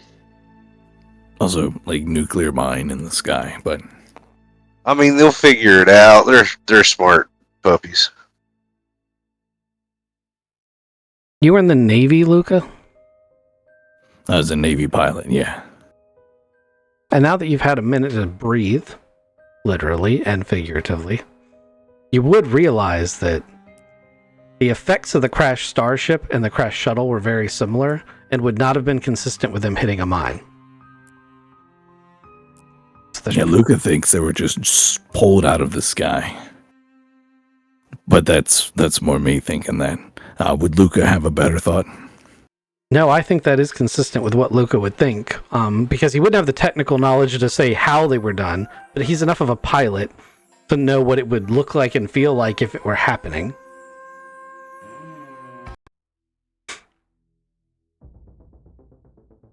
Anyway, you guys are going to be able to top off your tanks, and you now have a shuttle. Oh my gosh, it's so good to have some air. Thank you so much, guys. Well, I mean, 6 hours isn't enough time to get through minefield halfway across galaxy. Like, we still got to fix the life support in this. It's better than 3 minutes. Actually, all you really need to do is top the life support off, which you couldn't get it all the way full, but you could just drain what's left on the other wreck and have enough to get to the ship. The life support problem is more or less solved. Sweet. Great. Well, we got to go pick up the unicycle. You got enough fuel for that? Oh, man. Yeah, how much fuel is in this bad boy? A standard launch has 4 weeks of operation, of continuous operation. And she's still at 95%. Well, except for life Right. support. Oh, yeah, we got fuel. Let's go get your death back. Let's bolt her down nice and good. We need to say something in the charred ashes of my dear brother.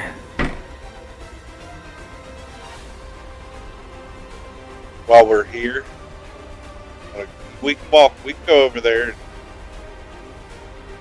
say something.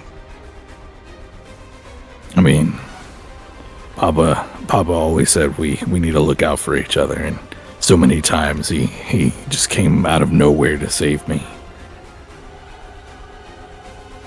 And he's just not here anymore.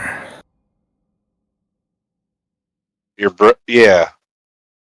Right. I'm really sorry about that. I feel bad for my part in it, and I hope that you'll forgive me one day. And we could be friends, maybe. I don't know. Yeah, can you do you like helicopters? Oh, helicopters. Sure. Helicopters are cool. You don't like helicopters. I like helicopters just fine. They got big rotor blades, right? That's neat. Yeah. So Luca walks out like to the last spot, and he kind of like eyeballs it from the distance behind the rock, And he sits there, like, real quiet for a couple of minutes. And he breathes. And he comes back up and he goes, "All right, guys. Let's go get the unicycle. The Taylor cycle." Hey, have you heard about Chase Ball? My buddy Gaston used to play. He was pretty good. I spent like 8 weeks over our time in this system playing chase ball. I was hoping it would make me a little bit faster, but I don't know if our cargo bay is big enough for it. I love me some chase ball. Oh shit, we should play Chase Ball. Gaston was really good at it. I sucked. He taught me about a bunch of shit. Yeah, I like wagering on chase ball more than playing it. Oh, gambling man. Okay, we could work something out. As my father uses, and his are soon heard it. You're breaking up, Ghost. That's okay. It wasn't important. Yeah, you said father, and Luca kind of looked back down again. All right, now let's get the ship. Do we want to scavenge around anything here?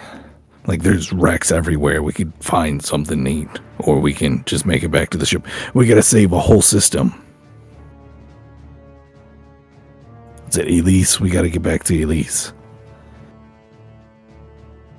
Coordinate with an entire government a kill code that gets switched. How far does that kill code go, Doctor? This is already a question that's been asked. It's a very short range transmission. Okay. So we do like need to have a grid pattern or send a thing out that says everybody come here and No, it can't be an everyone come here. You have to cover the entire solar system in a grid pattern because the nanites are floating in space. they are. Is that something we can have a bunch of drones do that actually go out that actually just kind of transmit that signal while they're traveling? That's one of many things you should do. It can't be the only thing you do, but it should be one of many things you do. You got to understand, like, the vastness of a solar system. You got to take a minute to contemplate the amount of space you're talking about. No, I get it. I get it. That's just, yeah, I get one aspect. Yep, but the drone idea is a good one. You should definitely do that. Assuming you can, of course, talk everyone into it.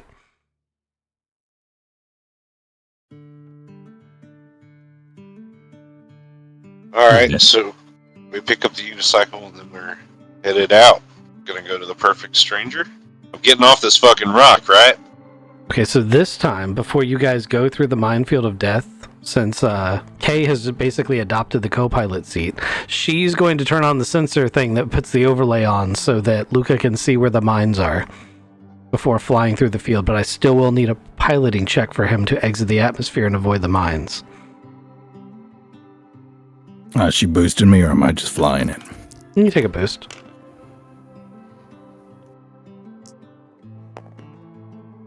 I got a 9 plus 3 is a 12. All right. One thing you can do is fly a ship, especially a small craft. Yeah, I tucked my wings back in for a little bit more aerodynamics. I'm cackling maniacally in the back as we're seeing the planet dip away. I'm gone, motherfucker. It's very valid point. Frank thought he was going to die down there. Yeah, a couple times.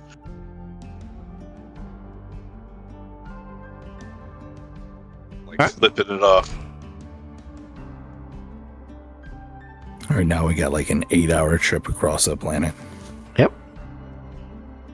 How long are the sensors on this guy? Can we reach out to the stranger to let him know we have a different ship that's coming back? I mean, comms are relative. It's not sensors, it's comms. And, I mean, yeah, you have basic comms, so...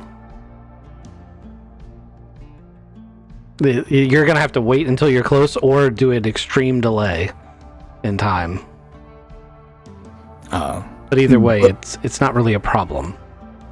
Yeah, as soon as I do it, I make one. Say, hey, Ray, we got a new ship. It's got fins that pop out, and it's got guns. Oh, fuck. Taylor's gone. And he didn't realize it before we started talking. Oh, God, fuck. And then just ends, and that's the first one that goes out.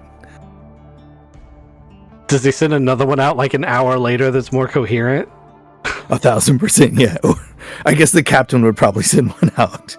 Because Luke is now just kind of staring Luke off is into just space. crying. Well, that's bad because Luke, the captain, along with everyone else, are in the cargo bay. Only you and Kathy are in the cockpit. So he goes 1,000-yard stare. You guys hit a rock. Oh no. Kathy wouldn't help. To the degree she's capable of. She's just like, there was a impact imminent. And Luca just stares out of the way. Hang in there, Luca. Finish the mission. Okay, so I guess an hour later, Luca's got himself together. And it's like, new ship. Taylor's gone. Got a guy named Frank. Also, we've got a new doctor, Dr. Keth, and we'll be back in, it says, like another 6 hours. We'll let you know when we're in comms range. Hope all is well. All right. So, you guys pull up on the Perfect Stranger about 6 hours later. Anything exciting happen amongst the other rest of the party? No one else is gonna have any conversations? I mean, we do have a brand new person on the ship. You guys might have an opportunity to ask him questions. Yeah, I think that's a good idea. I'll be asking some questions. Well, you got a 6-hour flight crammed in here with him. So the main question, I guess, for Frank is what you guys do for a living. And I don't know how you'd answer it. So I'm going to offer it up to you. Dubs, you're the one sitting in the back with him. Luke is sobbing up front. He's in a safe spot. The robot shows no reaction. She is a sentient person, like, underneath the hood. But, she feels the best way to help Luca, this is all going on in her head, is just to be like, I'm just going to quietly pretend to be a soulless robot for a minute so that he can have his moment. Yeah, she's 1,000 years old.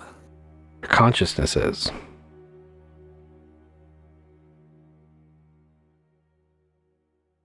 Hey, so Aiden, maybe, what do you guys do for money? Well, we do a lot of different things for money. I mean, it's transporting goods, the services. We've transported people, stuff like that. But once we get back to the Perfect Stranger, it'll give us an opportunity to sit down and actually have a more of a discussion about what's going on. Definitely want to get the captain's buy-in with everything, because we definitely. I feel we definitely do like you. We want to keep you on. We just need to have that discussion as far as, we get you into the business of what the Perfect Stranger does, and even then to be able to help us out to think of new ways to make money. Well, damn, it sounds like you guys are pirates or privateers or something. Oh, I wish it was that exciting. Oh. You look Is the over captain- at the captain's seat. He appears to have nodded off, Oh, he's asleep. but he's coughing, like he's having issues. Oh. Like he's coughing, and I'm gonna say he's coughing bad enough that like blood goes out on his visor on the inside. Oh, shit. I thought he was man. coughing to tell Aiden to shut the fuck up. Okay, That's I what I got you. thought too. I thought he was telling me to, like, You're right, yeah. Sorry. So the Oh, new man, question holy is, cow. with Taylor all blowed up, who's the medic on the team? That's a good question. That is a good question. It's not Frank, but Frank's gonna try. Captain, and he's unconscious and still coughing up blood. Captain. I hit the comms. Luca, Captain is maybe is asphyxiating or something. Dr. Kathy. I'll be right there. Oh, okay, good. And she hits the button and slides into the back area of the ship. Help him. I'm just going to try to take his helmet off. I'm sure you need his helmet to come off. She has a +1. Actually, no, because she's her intellect. She has a +2. So you go ahead and do a roll for her. She's going to do a medic check. Boo. Okay. She's going to be like, all right, medical scans are one of the few things I am capable of doing, and there was a significant amount of equipment here in the shuttle pertaining to medical scans, which is valuable information because, where did you get these air tanks? Their old shuttle? The crashed one? Yeah, they were in our old launch. There was one other place you found them. That was amongst the supplies the Vargar had. One of the tanks you guys had came from their supplies. That's right. That was the extra sick. Oh, yep, you're right. So she worryingly starts scanning the rest of you. Huh. Well, this isn't ideal. And then she closes the medical scanner and she's like, we're going to need to give a couple of injections here. Let me see what we have in the med kit. You should all stop breathing through your vac suits and use the air for the shuttle. You should take your helmets off. Oh, yeah, filters. I'll take my helmet off. Dr. Kathy, I grabbed a bunch of medical supplies. Do I have anything here useful? So she gets some basic pharmaceuticals out. And it's not a specialized drug, so there probably isn't a card for it. I think I do have one card that just says basic medicine. But that's basically what she's doing. So if you have that card, you will have the thing. Yep, that's the one. Luca throws it in. Medicinal drugs? So she mixes together a cocktail, and she's like, so the short version is you all have worms. The captain has a pretty advanced case. This is going to be very unpleasant for him, but we can't wait until we get all the way back to administer this treatment. So I'm also going to sedate him. And Doesn't Luca want his worm? Oh my gosh. Luca's worm will be unaffected. Actually, Luca might be unaffected altogether because of his worm. Oh shit. Luca is unaffected. Nice. Oh man. Luca's got a special worm. Luca's worm kills the other worms. It is the dominant worm. It is the invasive species. It's the snakehead. Yep. Oh shit. So she doesn't even give Frank any warning. She just jabs you in the neck with an injector 3 inches long and pulls the trigger. And goes, ow! Oh my gosh! What'd you just do? What the? Liquid fire starts pouring through your veins. It hurts like a motherfucker. And then she says, "This may be slightly unpleasant," and she walks up to Aiden. Hey, you get away from me with that!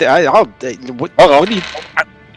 And unless you're gonna actively resist, she is gonna do the same thing to you.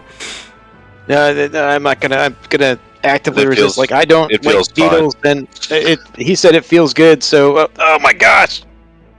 It hurts so bad you're shaking. You're really jealous when she gives the captain a sedative first and then the injection. He doesn't even react. What the fuck? What the heck? Where's my sedative? What the? I assumed that the two of you would want to remain conscious in case we had some sort of emergency. The captain is going to be incapacitated, and someone's going to have to clean his suit at some point. And she starts like strapping him into a seat, to the point where like if he wakes up, he's going to be like stuck in the seat. Well, I ain't cleaning his suit, so not it. You know what my father used to say about assumptions? They're like body odors. Everybody has them, and they don't really know when they're producing them. Assumptions. Yeah, whatever he said, that's true. But man, sedative next time. Sedative next time. Yeah, exactly. I'd take a high. Ow! This still hurts. It burns. Heck, I'll take the sedative now. It does very much burn. and it's moving through your body. Like you can actually feel the medicine moving through your veins based on where it hurts. This It is probably like hurts me a lot. drain cleaner. I was with the Vargar for a long time. You were with the Vargar for a long time, and you probably actually let's see if you picked up on knowledge of what this is. Go ahead and give me any kind of observation roll. It can be perception recon. It can be whatever you want it to be. That would have been like I was actually listening when they were talking. All right, that's an 8. I rolled a 6 plus 2. Okay. You vaguely remember the Vargar talking about this, and this is something you've kind of heard a couple of times at different species. They have a natural, like, symbiotic parasite, like a remora eel, but inside their blood veins, that can occasionally jump to other species under certain circumstances. Like if they get sick and their immune system modifies it. And it's like getting fleas. Like it's kind of referred to as getting fleas, and it's generally considered to be an unclean thing, both for the Vargar and the other species that it sometimes infects. And you realize that you just got Vargar fleas. They're just on the inside. These puppy dog worms again. You also know that they make people shit violently. Yeah, this treatment, Aiden, is not going to be pleasant. Like after the burning, there's burning downstairs that you're going to have to worry about. From both ends. Oh my gosh, it is drain cleaner. Usually a veterinarian is involved, so I don't know. Yeah, this is going to be really bad. Does your other ship, you said it's the Perfect Stranger, right? Does it have nice bathrooms? It may not be nice after we're done with them. Freshers, yeah. Yeah. Okay. What kind of ship is it? Do we get each a refresher each? Yeah. Oh, yeah. We'll have our own rooms and stuff like that. But yeah, we got a droid that can actually clean up after us. It's kind of nice, so we don't have to. Yeah, we can just destroy the toilets, you know. Interesting. Okay. What else you got on board? Well, you have to meet the rest of the crew. So we've got several crew members that I think it's different people that I'm sure will like to meet you and be able to get a knowledge of you. We have I think we got a cat, we got a dog, we got different robots, we got some low berths, cargo containers that we can actually fill with fuel to be able to do multiple jumps. But yeah, well, I'll give you a tour. I keep mentioning Junkrat. Junkrat is big into. She's a mechanic, and she is very mechanically inclined and almost an addict when it comes to mechanics and engineering things. But we'll definitely get you to introduce you to all of them and give you the opportunity to get a tour of the ship when we get there. Sweet. Speaking of getting an opportunity to tour the ship, you guys are within visual range of the Perfect Stranger, and if you want real-time comms, you can get them. Perfect Stranger, this is Luca. Ray, you there? That's affirmative. We were actually about to go looking for you. Yeah, we made it. You see this little blippy blip? That's us. Got a cool ship launch coming in. Be advised, a rescue party was sent after us and has arrived here. Are we going weapons hot? I wouldn't advise it. It's the Raven. Oh, gotcha. Actual rescue. I didn't know if it was like a pirate rescue and he's trying to give me a code or something. Let's link back up.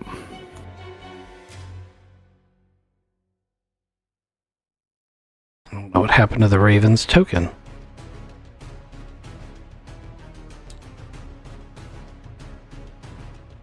I got a Captain Maddox. Alright, so, since I can't find the Raven's token, which is very disconcerting,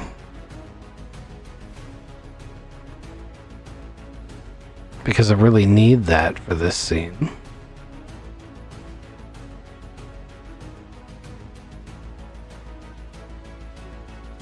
Oh, you know what? I wonder if... Yep, I bet it's that. I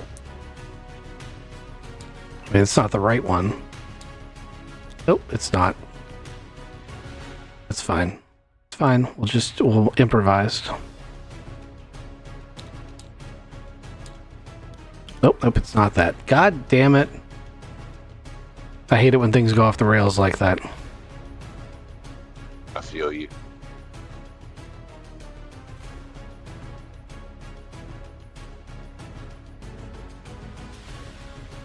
It's not that I care about not having the token as much as I made it and now it's lost. Where the hell is it? Because we used it several times. Yeah. Alright, well, I guess we're just gonna go on without it. So you guys show up and the Raven is parked beside the Perfect Stranger. It's a Shepherd class picket boat. You guys probably have no idea what that is, even though I have explained it. Yeah, I mean, you guys can actually pull right into the launch bay for the Perfect Stranger if you want. Yep, I pull right in. Now I gotta do things here. All right, so this can go away. This can go away.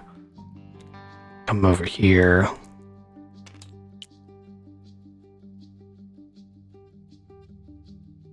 Maybe it's on one of the other maps and I'll be able to... Probably not, though. I think I improvised that whole space combat map.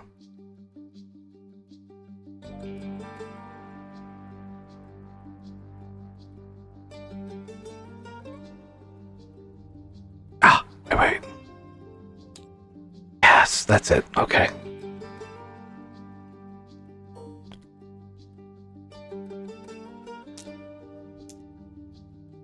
Yay, I found it. It's incredibly flattened. And incredibly fucked up. What the fuck happened to this thing? Is this Gizmode? This must have been Gizmode. It was Gizmode. Yes, it was. Alright. So, let me pull up the interior map for the Perfect Stranger.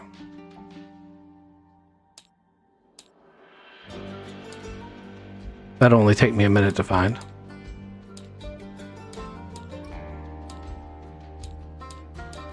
I'll be right back.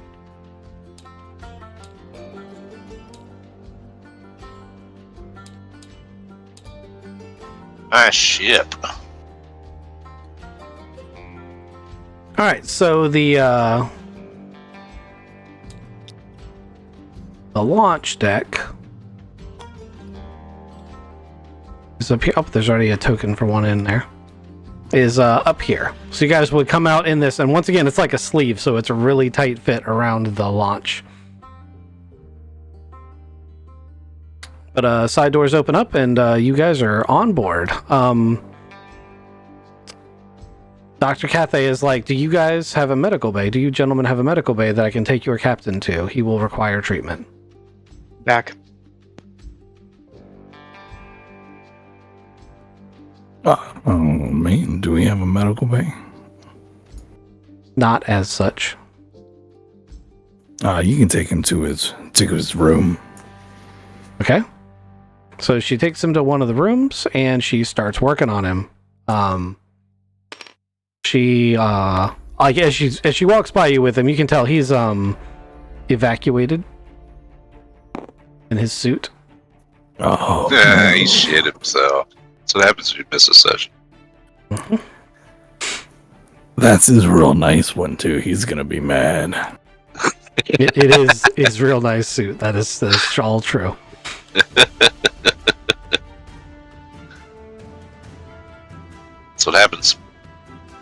So I guess I'm leading Frank down the hallway, and Welly comes running down, sees me, and just kind of runs past me and starts looking for the ladder. And I go, "Oh no, Welly!" And I give him a big ol' hug. As that's a cute dog right there.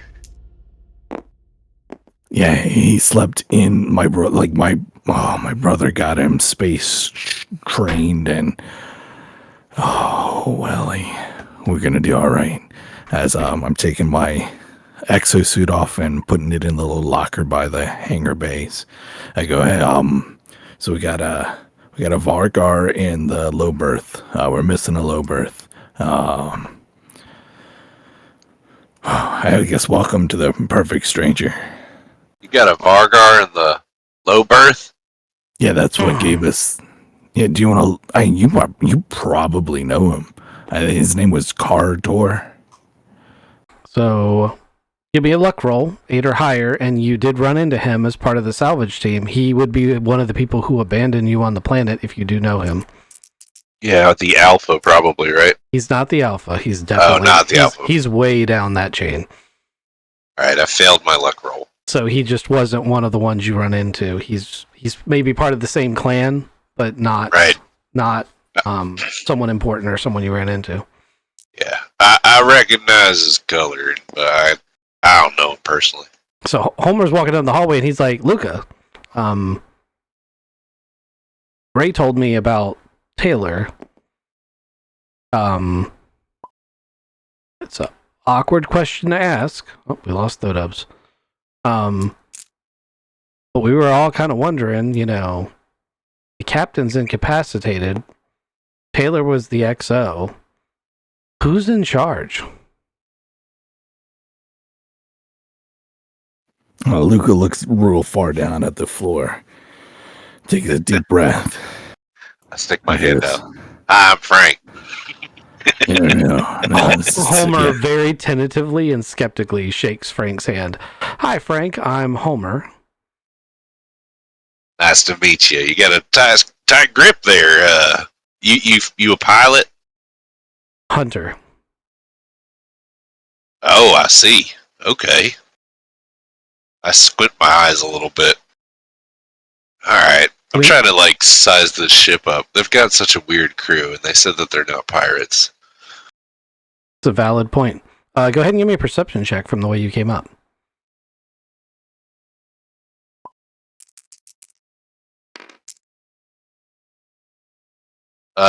It's a 6. I didn't get it. Igor perceives nothing. Yeah, exactly. Luca finally chimes up. He goes, all right, meeting. Everybody go to your kitchen table spots. All right. And he gets on the intercom, crew meeting, kitchen, 2 minutes. And people all start showing up. Ray's like, well, we're parked, so, show up. Oh, damn, you got a cat and a dog? I'm going to pet both of them at the same time. Oh.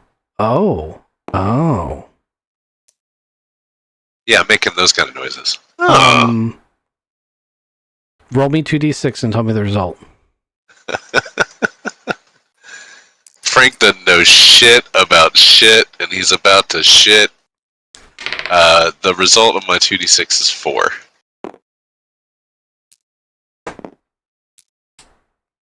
Would you like me to dramatically change your character?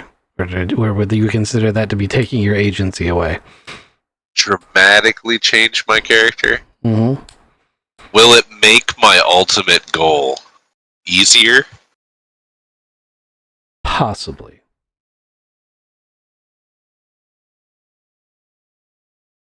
Oh, man. Almost certainly, actually. Alright. I'll hear you out. Let's try it. Let's do it. You pet the cat. Annika comes, sits down next to you. Pets the cat with you. You guys touch for a moment. It was intentional on her part, as you're aware of her capabilities. And you suddenly find yourself in just the briefest moment, you're in a white space with Annika and the cat. And then you're like, whoa, and as a reflexive reaction, you blink and shake your head, and you're instantly back out of it. And Annika goes, and this is where you find out that your character's psionic. Oh, shit. What the? Um, So does she have any idea of my background now? No, so that's what she was trying to do. And I blocked her. And yeah, and as a natural reflex in psionic abilities you didn't know you had, I also need you to understand that you rolled a 4. So you are not a powerful psionic. Right. Okay. Your psi rating is 4. Technically that's like in the below the bottom of the spectrum. But it is a thing that's going to give you a couple of very specific things we'll go into later. Just write all that down, and we'll talk about it in between sessions. But you do have the capability of when Annika tries to do her little thing, you can block her telepathic connection. You can also detect telepaths or detect psionics once you get a little bit more trained in what you're doing. Nice. All right. Well, I'm gonna look at her and kind of like dumbfounded. Yes, your character doesn't actually understand all of that yet, but Annika does. Oh, okay. Yeah, she's like, oh, and she like wanders back to her seat with Homer, and she looks disturbed. Do I notice that? Give me a perception roll.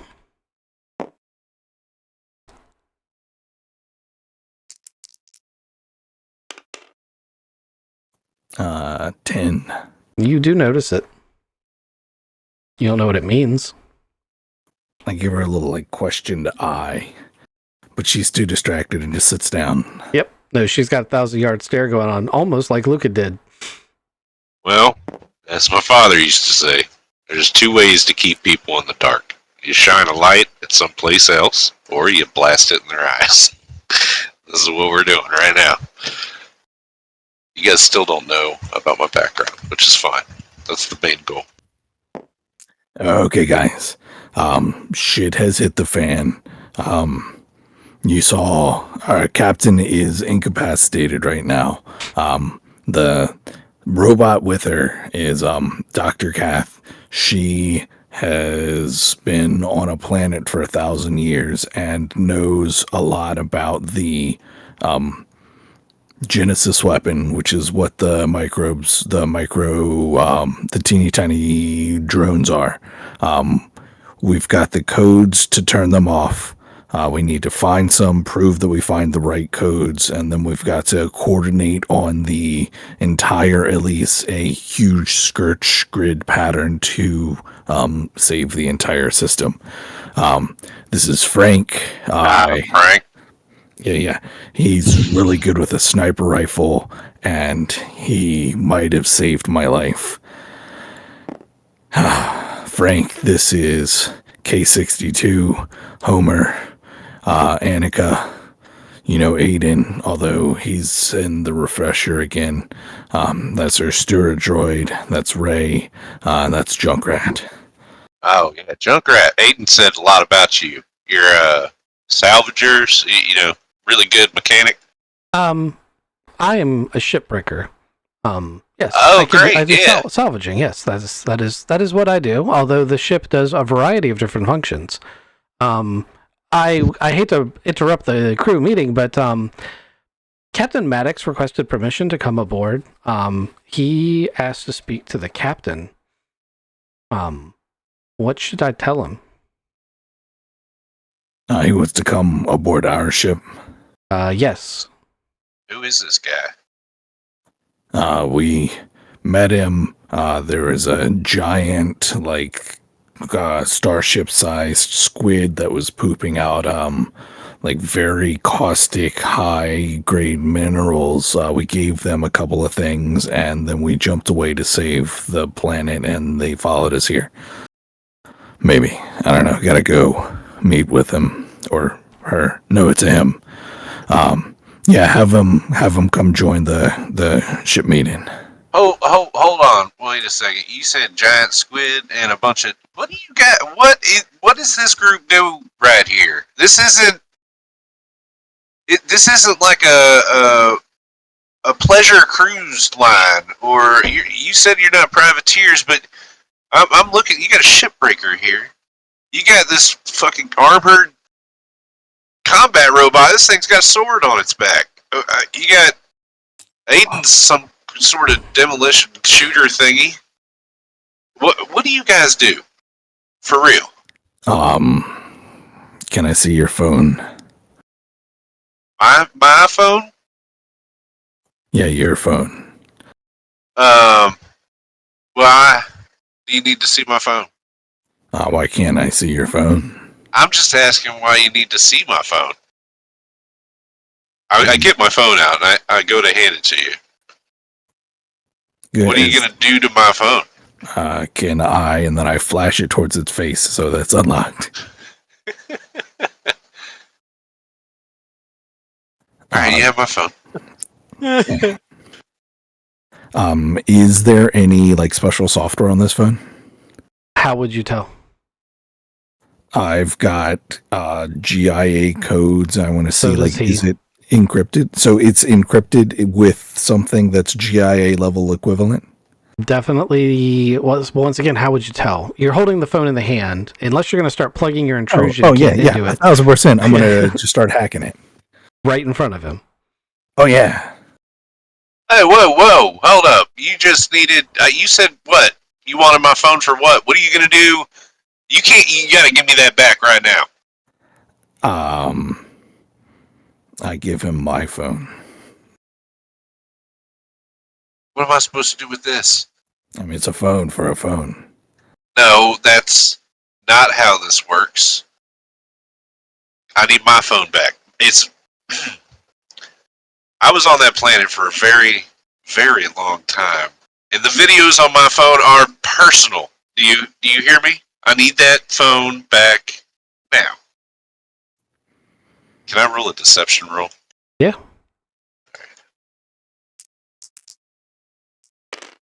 Fuck. What's with these fours, man? Oh, shit.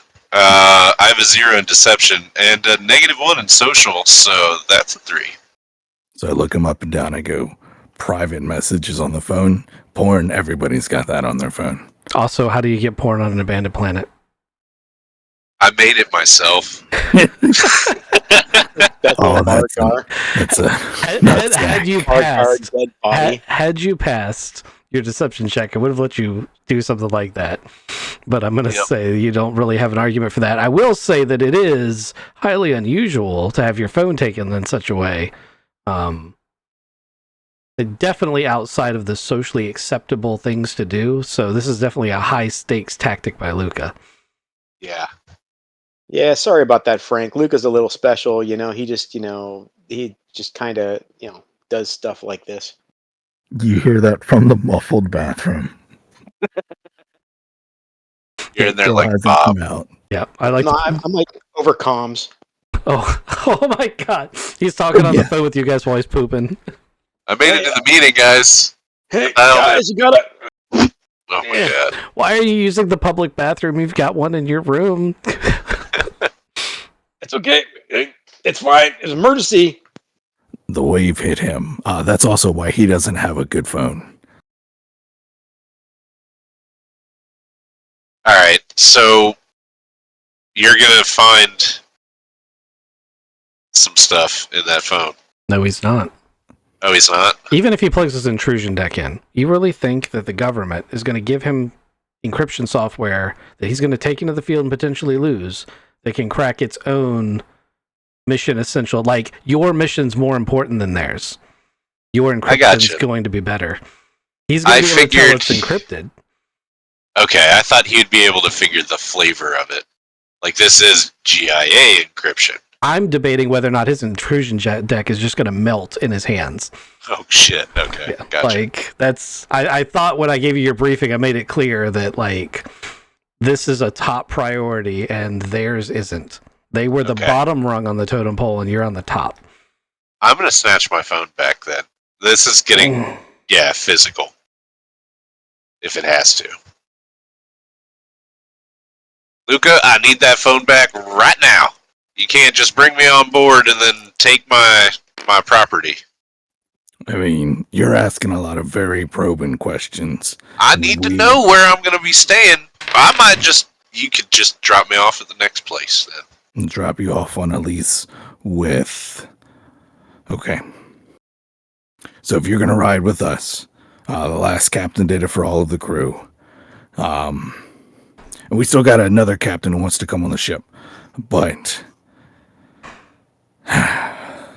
everybody's got their cards out, and you actively fought with us. I'm going to make this huge executive decision right now and say we work for the GIA.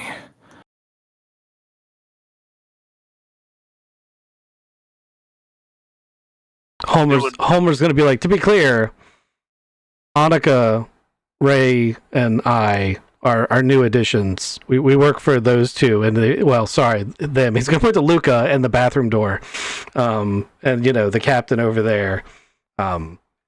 We work for them, and they work for the GIA. To be clear, some of us are locals.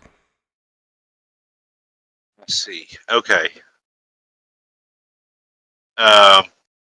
He's very nervous. Homer's like 19 years old. He's in the middle of a spy film. Right. Aiden's over comms. Hey, nice way to just lay it on him there, Luca. All right. Who is in charge then? If the captain is gone and your XO is gone, Me. it's supposed to be the pilot. Yeah. Okay. So you get to make this decision. Are you going to bring the captain of the Raven on board? I mean, they followed us and said they're here to help. Ray, do they look like they have any malintent? No, they could have blasted us from orbit. They're better armed than we are. They're, yeah. I mean, they're actually designed as a combat vessel. Did they say what they wanted? They were sent on a rescue mission because we just dipped out of the system after saying, hey, big weapon killer, or big, planet killing weapon, and then dipped. Gotcha. So, I'm going to have them come in 18 and come join this meeting. Okay. So, there's a struggling, but manages to get on board, and Captain Maddox comes through. He's in a full-blown vac suit. Looks like he had to spacewalk over. And he's like, man, it's nice to be on a ship that, has this kind of space. It's so tiny on board my vessel. Gentlemen, hey, where's the captain? Captain's being attended to. How can I help you? What about the guy that sent this message? The Taylor guy, Taylor Boaz. Where's your brother at? There's a big breath. He gets an extra couple of scratches. He's on a dead planet. He's no longer with us. No longer with us as in dead, or as in I need to go get him? No. He died. So you do see Maddox, who up until this point looked a little laissez-faire about the whole thing. He tightens up a little bit, and he's like, "I'm sorry." So we did that escort mission together, and as soon as we got back in port, the Valentine Agency ship showed up, and this Tychus guy told me to come to this planet and make sure that you guys were okay and rescue you if necessary. And the Valentine Agency has paid a tremendous amount of money for me to come out here and make sure you're okay. And it sounds like you maybe are not. No, we're as much of us as are can. We're okay. We got the kill codes. Did they tell you of anything else? Kill codes? No. Mr. Valentine said it was worth 500,000 credits to get this ship back into the system, and so we're just to lead you back. Yeah. Anyway, Captain Maddox. Is there anything that I can provide? I noticed that some of your crew members are missing.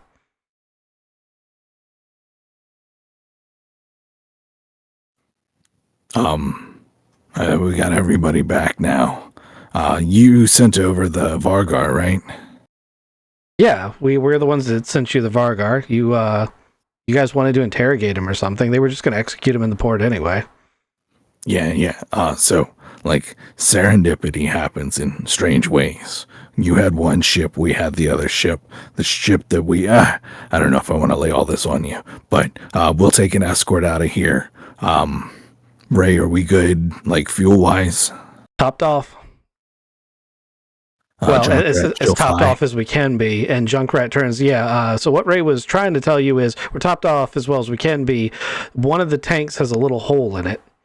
The one that we had all the corrosion from and all the bits. So we couldn't fill that tank. But what we have done is filled the wing tanks. We should be able to jump back. And Maddox is like, I have a fuel processor on board. And Junkrat's like, yeah, we're good, I think. Luca looks at her because I think is sketchy when we're jumping through the folds of space-time. You want to go double check that, Junkrat? Well, the only way that we could make it any better, Junkrat says, would be to find a source of an external tank, and then we could fill an external tank, which would probably take us another 2 or 3 days, fit it on the outside, and then before we jumped, we could drain that external tank into the internal tanks. Then we jettison the tanks before we jump. They get caught in the jump bubble. Gotcha. We're good. Yeah. Captain Maddox, thanks for the escort. Okay. Wow, this is probably the easiest payday I've ever had. And then he looks back at Luke and he's like, I really am sorry. And he starts heading back towards the airlock.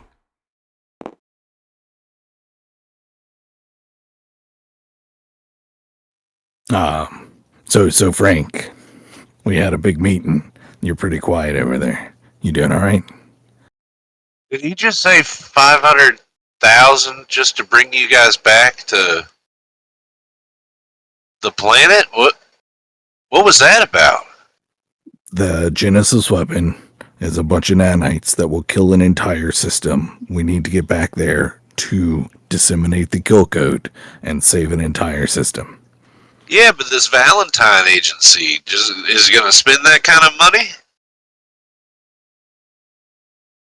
The Valentine agency has been pretty good to us.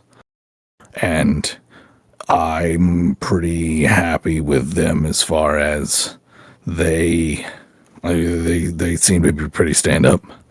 Do you know something? I was really more concerned about saying, hey, we work for the GIA, and you're now concerned about the Valentine agency paying a bunch of money. I mean, $500,000 is a lot for just coming back and getting somebody. That's all I'm saying. The GIA thing, that's unfortunate, really. Damn. All right. Well, I mean, you guys rescued me off that planet. I'll help out in any way that I could possibly help out, but I'm kind of like a lone ranger shooting off into the sunset. So you want the launch, and you're gonna go back to the single planet where we found you? Hell no. But maybe you can drop me off at the next, like, starship port or something. I don't know. I might hang out with you guys for a little bit. Listen, how long have you been out on your GIA mission? Months. How about a little bit of reciprocity first? Like, we're spies, and you go, and how long have you been spies? You're acting very counter-spy-y. Oh, Let me look at your phone. See, yeah. Well, I've been with the Vargar for a long time. And the Vargar have this, like, hierarchy of the pack mentality. You know how Vargar can be. It's not very inclusive for a human. and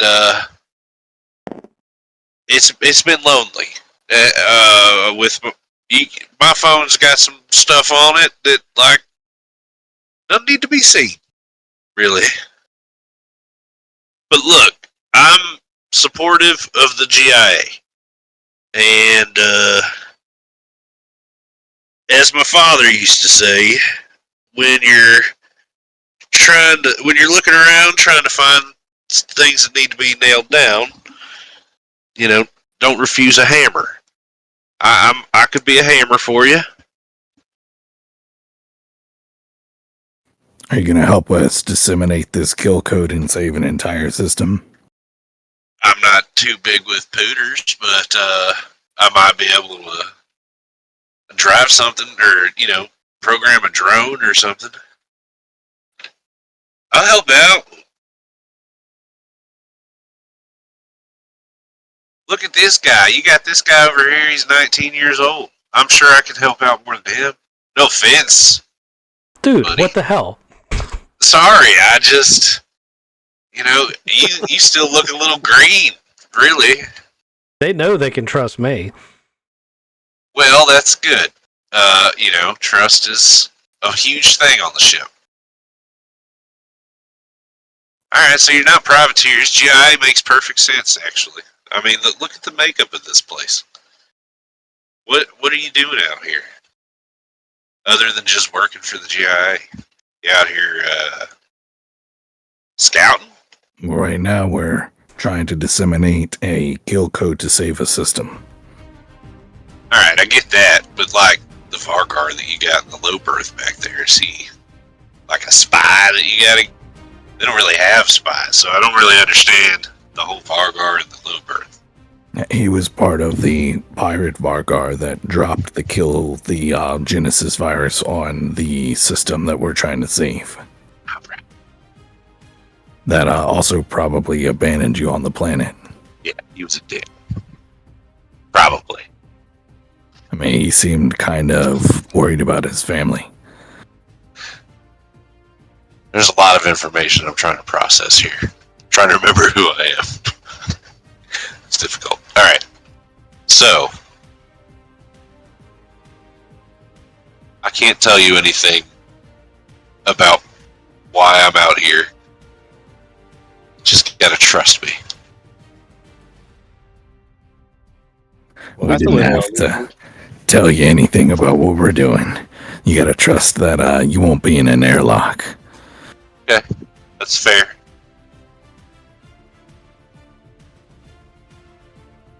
That's fair. Let's go do this kill code malarkey.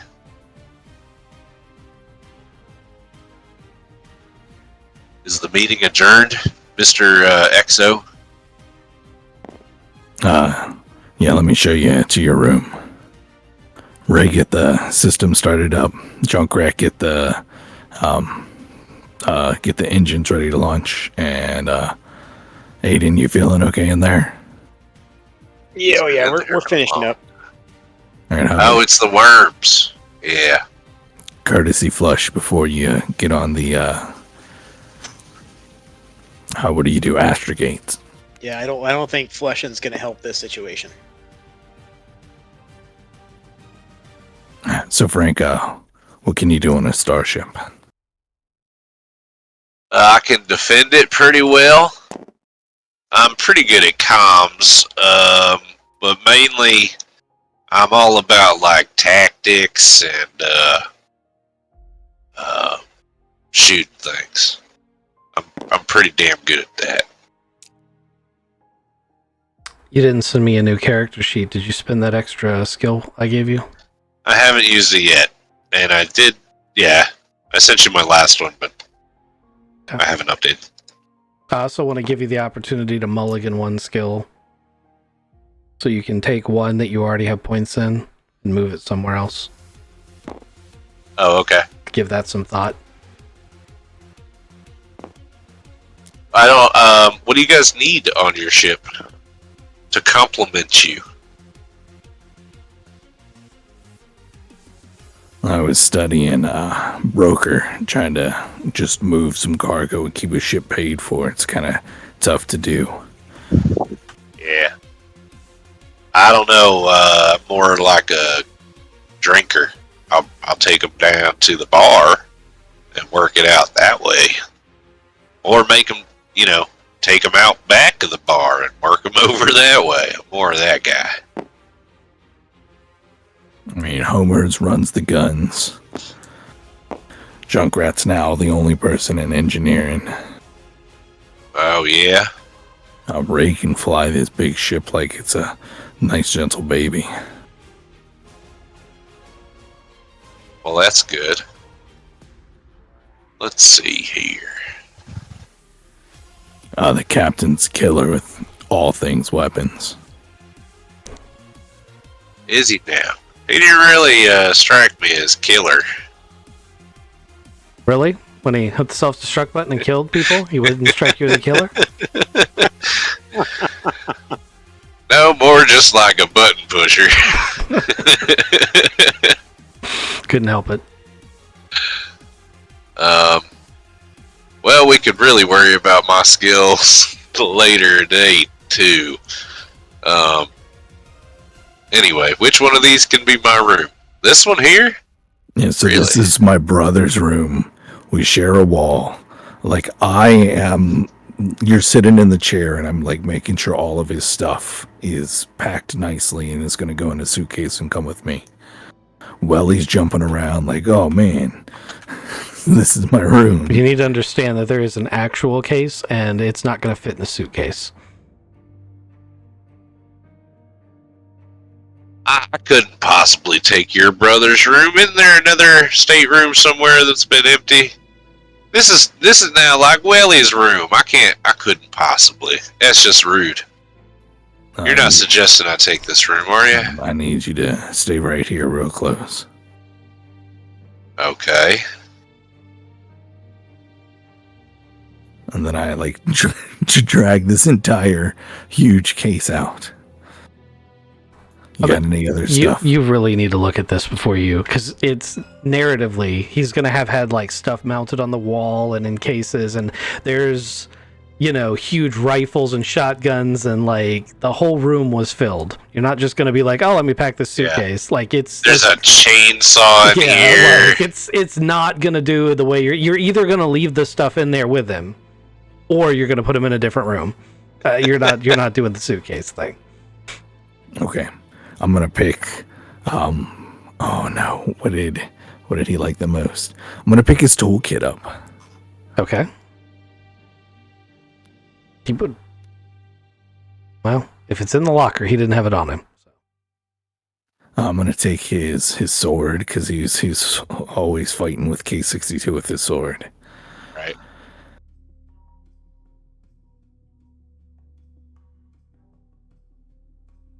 I'm gonna say, all right, so you're gonna help defend us if we get boarded. Yeah, I don't want to die. You don't have a comms person right now. That's true. I am a comms person. I have comms, but Oh, I thought you were sensors. Oh, you've been doing the sensors job, but you will have point and comms. Yep, I've been doing sensors too, yeah, but what I'm saying is like you're not actually. I thought your one was sensors. No. That explains a lot, actually. listen, Luca, why don't you take your time going through your brother's stuff and sell off what you don't want? And, look, I see this big game rifle here under the bed. I don't know if it was real personal to him or whatever, but you take your time, and I might buy that thing one day when you're ready. Why don't I go down and I'll find another room, okay? No, you're not going to let me out? Just stay right here. Why don't you... This situation's getting real rapey, isn't it? Yeah, why don't you go ahead and just let me out of this room here, Luca? I'm going to be on the other side of the wall. I need you here. This is the crew's quarters. I've told you our big secret. You're in the crew. You're going to help us disseminate the kill code and save an entire system. And then we'll go from there. So you eyeing me, and you're like, you will stay in this room. Yeah, I feel like you're being gang pressed into service here.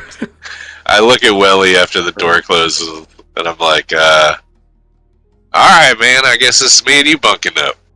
I've slept with dogs before, but this is a new one. You're little. Well, he growls at you. I don't mean Back sleep in. like that, Willie. No, Welly's like, this is my bed. You're going to have to sleep in the chair. He doesn't say that, but he's growling at you. Oh, shit. Lugo pops his head back in the door and says, "Don't give that dog worms." Worms. And then Oh, he the goes in the bloodworms. other side. And he goes, Dr. Kathy, can, dog get worms from, Frank? He's been inoculated, so he shouldn't be at risk of sharing to any canine-esque species. As to my knowledge, I obviously haven't dealt with these exact circumstances. Also, your captain's going to live. He'll be pleased to know. I am. You're doing great work in here. Thank you. You're welcome. Oh, did you know that your ship talks? Yes. You met the... You have Terran Confederacy technology on board. Yeah. His name is the Adjutant.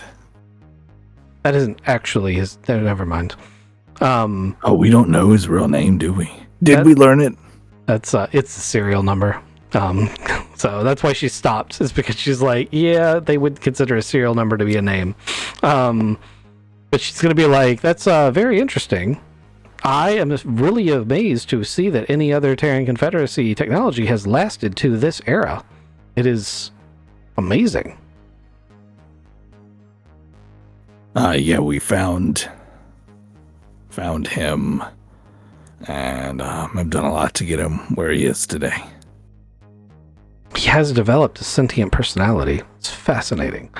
Anyway, your captain is going to live. I'm going to continue providing medical care. If there's anything else that I can do to assist you, please don't hesitate to ask. Yeah, Also, we're gonna, thank you for saving my life.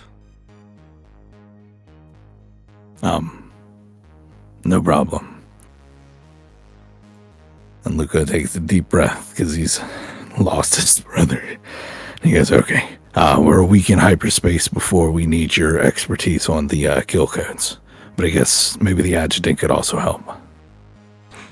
Indeed. Probes, satellites, relays, every ship you can get your hands on, and I will distribute a piece of software that once I've discussed with the adjutant how your communication systems work and gotten up to speed, we should be able to deliver it as a software update to various ships. I intend to have that finished by the time we come out of jump space, but it will still require the physical dissemination of the code.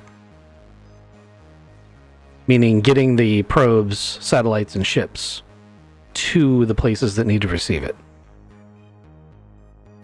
Yeah, that's you got a big brain thinking a lot of things. It spread like a virus. And Luca closes that door, heads up to the front. As you come up there, Ray has already got the ship lifted off. You're more or less in orbit. You're in formation with the Raven, and he's like, "I think we're ready to make the jump. We need Aiden to do the astrogation, or someone to do the astrogation, because Aiden might be indisposed. Technically, Annika does have the capability of doing the astrogation." Luca also has an astrogation. So Luca was about to sit in his seat, and then he went to go sit in the captain's seat, and then when he goes and he sits back here in the astrogator seat. He goes, "Aiden, you all right?" Yeah, I'm feeling better. You guys need help? I mean, we're ready to jump. We need an astrogation check. Oh, okay. Let me. I'm on my way. Okay. I lied. Annika doesn't actually have the wafer chip for astrogation. She has engineering's and electronics wafers. Do we need any help in engineering? Do you think Junkrat's got it?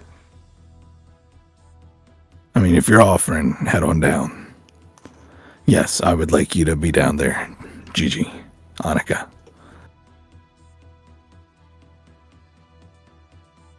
Okay. She's going to slap her little thing in, and she's going to try to help Junkrat.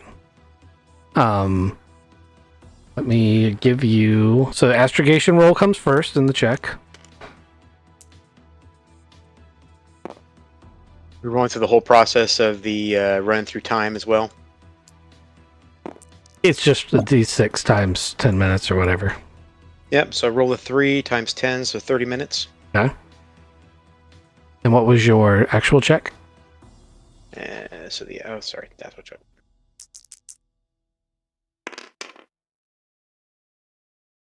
So we got an 8, 9. Okay, that's a significant amount of effect, which is good. Because Junkrat didn't roll very well, but she does have a bunch of pluses. Plus your effect means that we do pass. And the only thing left to do, if I'm remembering all of this correctly, is for the captain to say go. What's the other ship's name? The Violet? No. The Raven. The Raven. Raven preparing for jump in 3, 2, 1, jump. And a jump bubble envelops both ships as you guys enter jump space.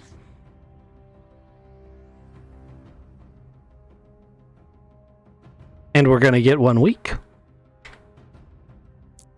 Aiden, you forgot to get back into that refresher. Yeah, I know. I need to get some air freshener too and start spraying that around. Nobody used that room for a while. It's also worth noting that Frank is going to have similar issues. There is a refresher in each room, so he's going to be able to, take care of business. But it's also worth noting Welly is not warming to him. I think we need to get that Stewart droid over to where I was and just get that refreshed and taken sanitized a bit. Oh yeah, everybody's going to be super pissed that you used the public bathroom to do that in. Yeah, well, that Stewart droid just need to. I'm sorry, bud, but you got to go take care of that. Well, I'm not talking about the droid. The Stewart droid is every person who has to now go into the galley and smell your bucket statch. It's going to be super mad. It is what it is, and take one for the team. All right. Oh, I'm just letting you know. You may have some uncomfortable conversations with the other crew members. Definitely. Someone may have words. Your nickname is now Stinky Nicks. I need to light a match. So wrench enveloped spaceship. Can I spend my week trying to fix my relationship with Welly? Or no? Because that's a priority here? Yeah, you can. That's my priority, damn it. I'm whispering to him. I'm like, so that's how I got the name of Dog Catcher. But it has nothing to do with my disposition to dogs. Come on, Willie, I'll get you a treat. Roll me an animal handling. Boy. That's a -3. I rolled 8. Yep. -3. Yeah. How many player points do you want to spend?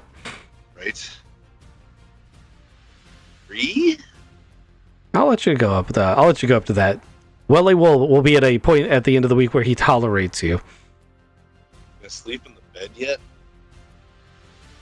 By the end of the week. But not at the beginning of the week. I know how dogs work. So you said we had a week, right? So we're able to do a week of education, training, and whatever? Yes. Gotcha. I also wanted to have a conversation with Luca, somewhat in private, so I kind of went back to the bridge. I wanted to ask him and say, okay, just privately, I'm like, do you think we should talk to Gigi and find out what she maybe thinks? Whoa. Whoa. Aiden was in the shitter, which I know that you thought was funny, but also you used to avoid being part of that conversation, which means you don't know any of what you just said, because you couldn't possibly have seen it. And the only person who passed the check to see it was yeah, Luca. You're right. Gotcha. So, nope, you're right. Nope, you're right. You avoid the conversation. You can't leverage that info. Nope, sorry about that. You're right.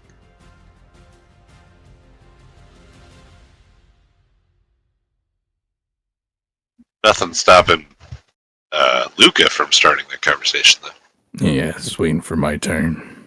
What's Aiden gonna do for a week? Well, I'm going to be doing astrogation, I think, in the toilet. To be clear, the effects of it wouldn't last a week. What you just had is it's an accurate portrayal of what would happen for about the right amount of time it would happen. So I plan on doing some astrogation training. So I've got 7 weeks underneath my belt. So this will be my 8th week. Okay, you need to roll your education. Roll D6 plus your education. This is your first level? Oh, no, this is going to level 2. Okay, I roll a 6. Hold on. Yeah. Okay, so you go from 0 to 1. Yep. Right? Okay, yeah, okay, and then yes, that's correct. You rolled a 6. What's your education modifier? Education modifier is 1. Okay. That's a fail. So you're gonna lose 1 week. So you're gonna go back to 7. Okay, back to 7 weeks. Got it. And we'll just That's super difficult. yeah. Well, rules is written. You go back to 0 and have to do it again. But I think that sucks. Oh, that's terrible. Yeah. So you lose 1 week and then you do another week and then try again. So Copy that. Yeah. Who's next? So Luca's gonna call Gigi up to the bridge. Okay. He's gonna say, you looked real weird. You sat down next to Frank and then kind of stared off and went and sat down by yourself. Is everything all right? Roll me a persuade. Social. Because Gigi's touched your mind and knows everything. She isn't necessarily she doesn't really trust Luca because of some of the things he's done in the past. I rolled a 3. Got a 1 in persuade and 0 in social. She's obviously visibly and deeply uncomfortable with being called to the bridge and talked to. It's not like when the captain calls her to the bridge. She trusts him. She's very tense. She looks down at the floor a lot. And when you ask her if there's anything wrong, she's like, no, there's nothing wrong. Okay. Just trying to... Do you have any feel at all about Frank? Like, I don't know. Captain's out of commission. My brother's just gone. And I'm just hanging on here. Also, we can do this somewhere else if you're uncomfortable being in here. No, I don't have anything else. I don't have anything that's relevant as far as Frank. I didn't get a good read on him.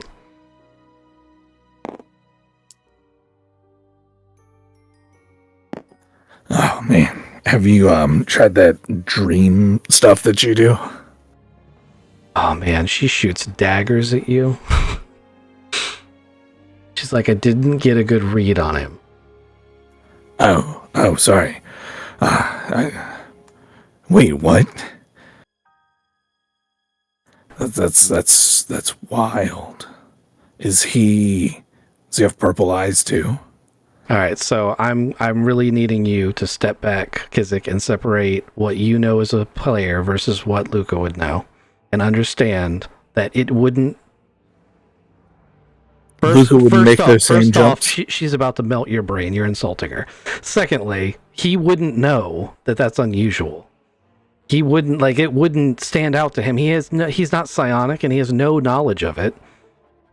I didn't know she was trying to sneak me a message. She's not trying to sneak you a message. She doesn't want to talk to you. She doesn't.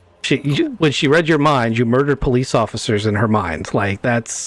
Remember, she doesn't trust you. She trusts the captain and she trusted Taylor.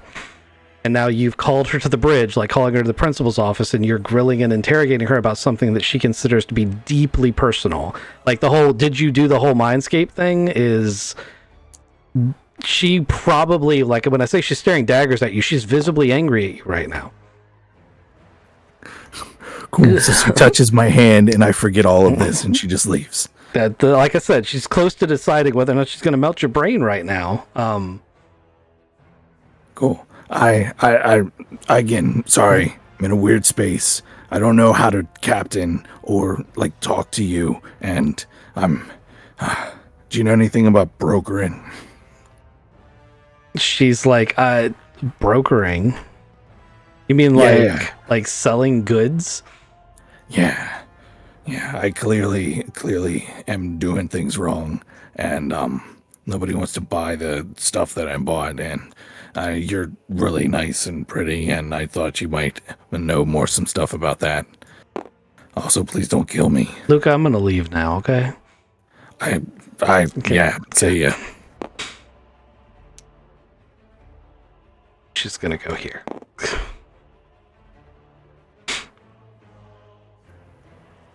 Ray, how about trading some brokering stories? Ray's like, no.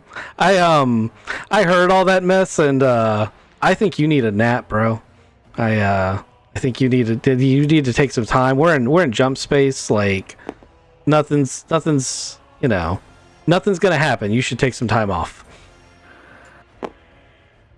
Ray was gonna go like, you got the helm, bye. No, he's more concerned about like Ray. You did get a connection with Ray. Is probably the closest thing at this point you have to a best friend on the ship, and he's concerned about your state of mind. And he's like, I think you need to take a minute to like go nap and find out why Aiden's sleeping in your bed. Why? I'm gonna be so mad. Teaching Willie how to chase ball. Right? He shit in my shitter too. That's what he did. He broke in there so he wouldn't have to smell his own stench. Oh, wait a second. This is. I don't know where I am. Let me get out of here. Sorry about that. Oops. Oh, that was door 1, not door 7. That's so hard to. Sorry about that down there. Hey, droid, go fix up a toilet.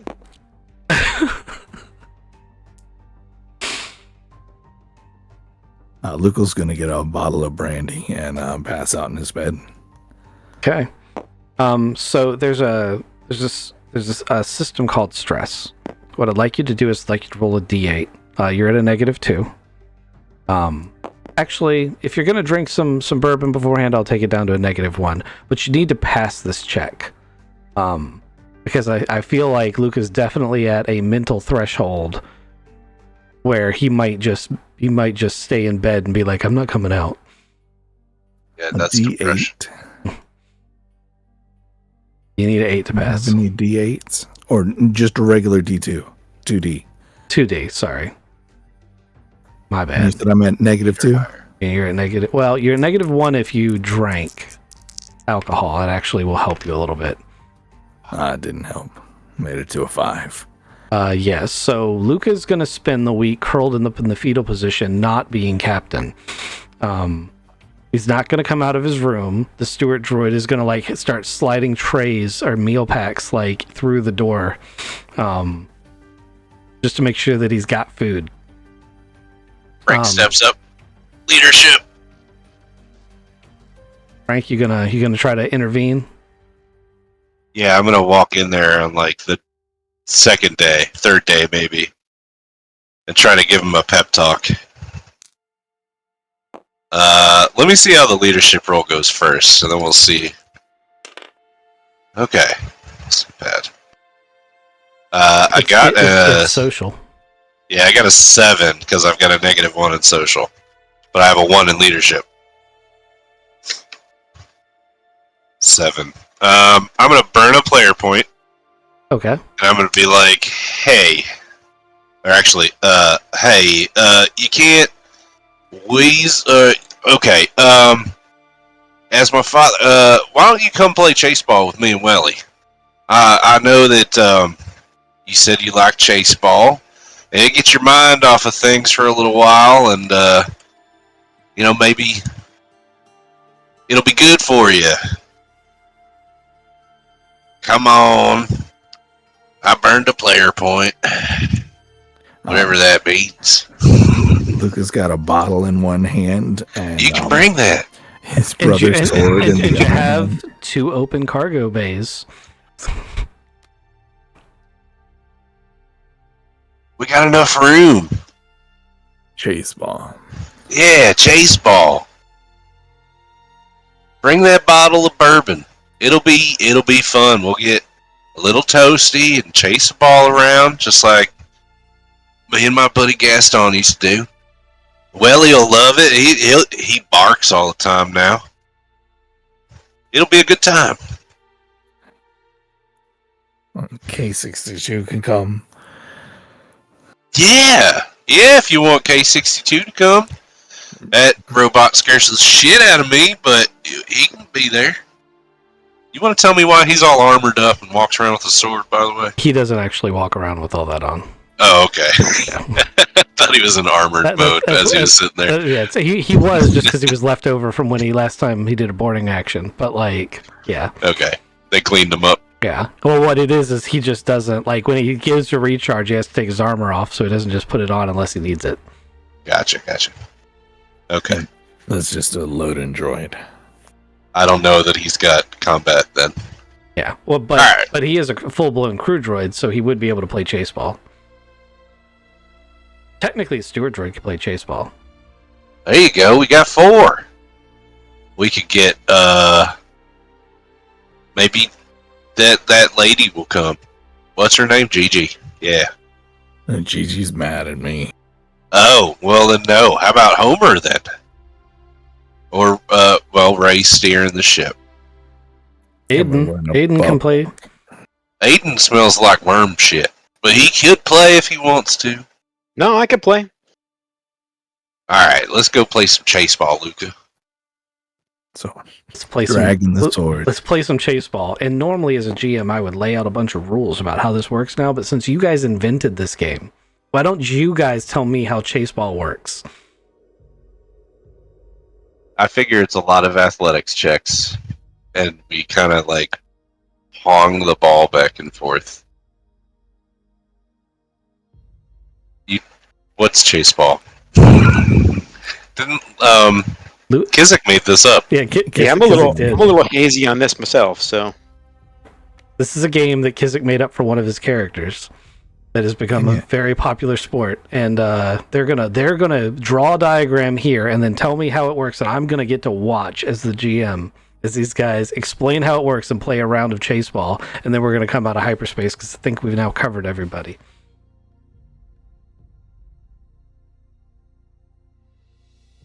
So chase ball, there's little tiny mouse droids in the middle, and you're either a chaser or a catcher, and you got to catch a mouse droid, and then you got to throw it to your catcher. So the chaser catches the mouse droid and then throws it to the other guy sitting in the edges, and whoever gets the most wins. And there's a golden mouse droid, and that costs extra points. And you've been reading Harry Potter to your kids, haven't you? No, I didn't. That's not a snitch. It just is. It's not like golden, but just because there are 5 droids in the middle, and it can be customized for however many different ones there are, but it's all fun. There's no quaffles, no broomsticks, but also no rules. So I envisioned dexterity things to try to catch a thing, and then strength as you're trying to hold yourself out and catch the ones getting thrown to you by your teammates. And it was teams of 2. Sweet. What color are the mouse droids that aren't gold? They're all gray, so you don't know which one is which.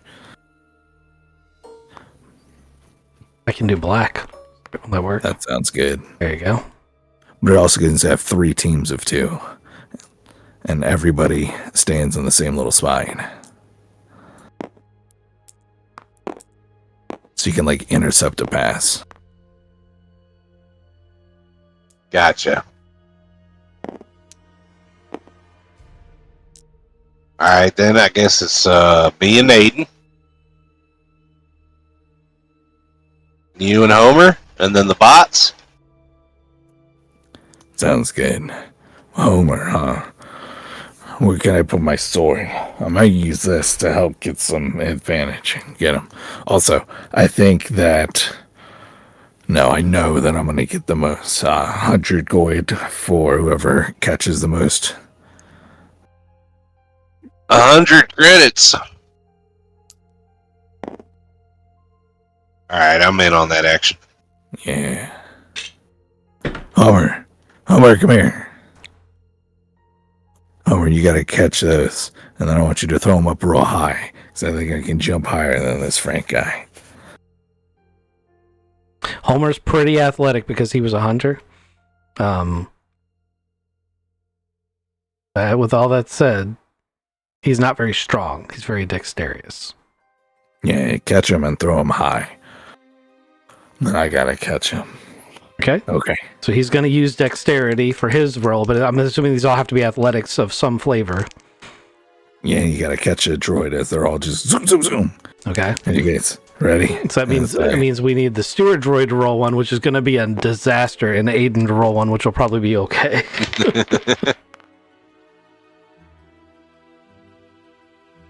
All right, that's not bad. So Homer rolls an 8 plus 1 is a 9. The steward droid rolls a 4, and he's got a -2, so he does not catch one.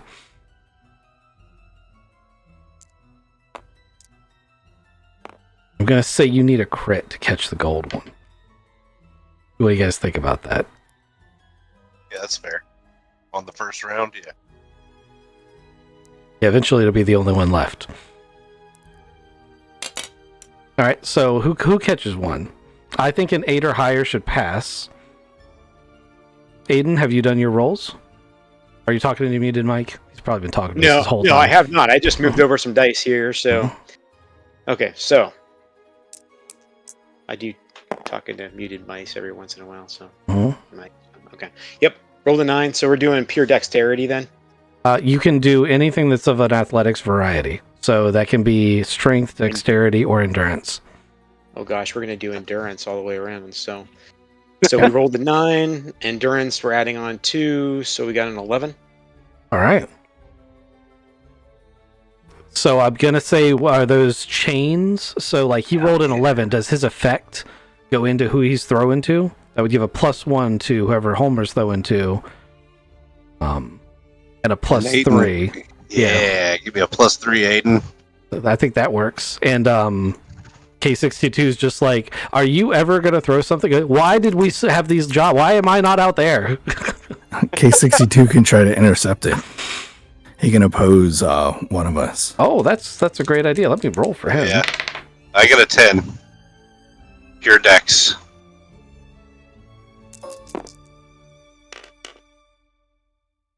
I got a 10 as well, pure dex.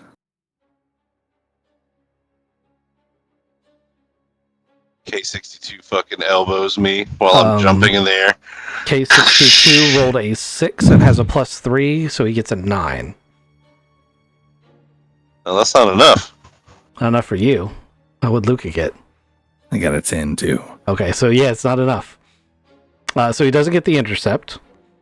So, and you both passed your check, so that I'm guessing that means you both get a point?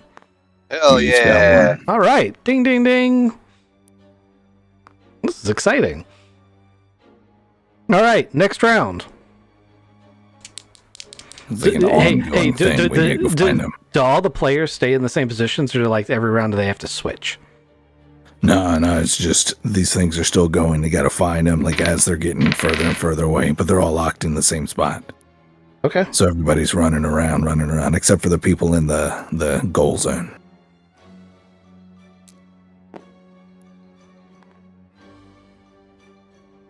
All right, so Homer gets an 8 again. Or sorry, he got 9 last time. He gets an 8 this time. K62 gets 4. You mean the steward droid? Sorry, Steward Droid gets a 4. And Aiden?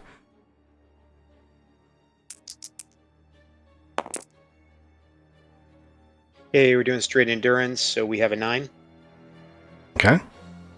So you got a +0 and a +1. I'll take that 1. Thank you, Aiden. That just circle the cock. Yeah, there we go. Got an 8.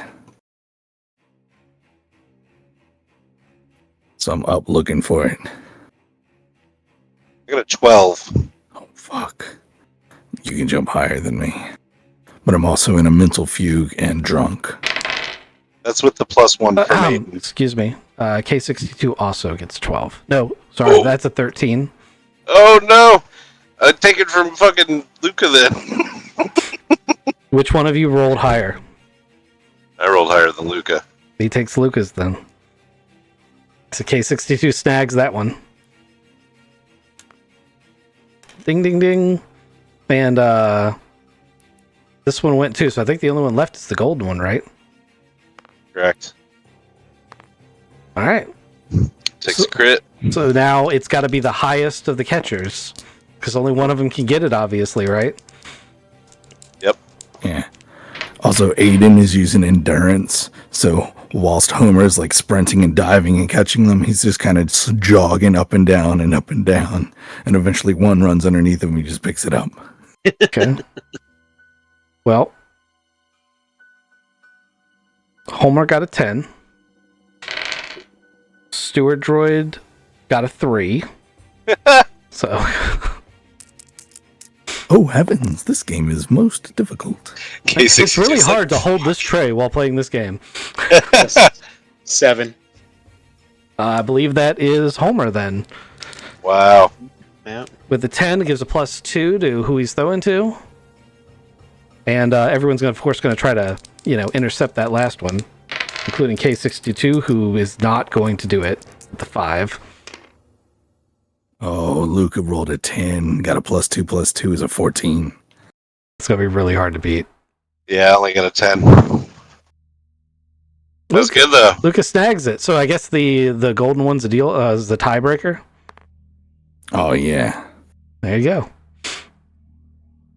But you Yes, don't do yes. it like it's a slow reveal because they all look the same, so they're all like checking in on the computer things. And because that was the last one, that's the last one that's checked in, and Luca knows, like betting wise, like, oh no, what are the stats that I'm gonna get the golden one on the last one to win? And then it pops out. All right, And he so go ahead. looks over at Frank and goes, but we both caught 2, so it really, like, while I won the game, our bet is null because we both caught 2. I thought it was, you can jump a lot further than you can. Also, this Yeah. is a lot more fun than getting drunk in bed. Sure is. Glad you thought so, Luca. I'm glad we could maybe be friends. Yeah, if only you'd, like, tell me about your past and... So you're at a +6 for your sanity now, so you don't need to roll for it anymore. The weakened space is going to have helped dramatically with Luca's psychological well-being. The game of Chase Ball, thank you, Frank /Ghost, is going to have basically done a lot to bring the team together and ease a lot of the tensions. The state of the captain is going to be very worrying. He is going to be back, like, by the end of the transit from space. He's not going to be feeling great, but he is going to be back to his old self.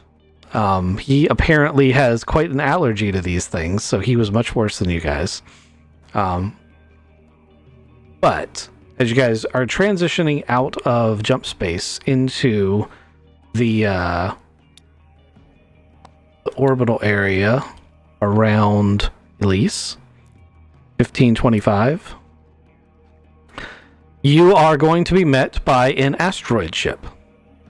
The asteroid ship is called the Baker Street, and you are going to receive a ping over the comms.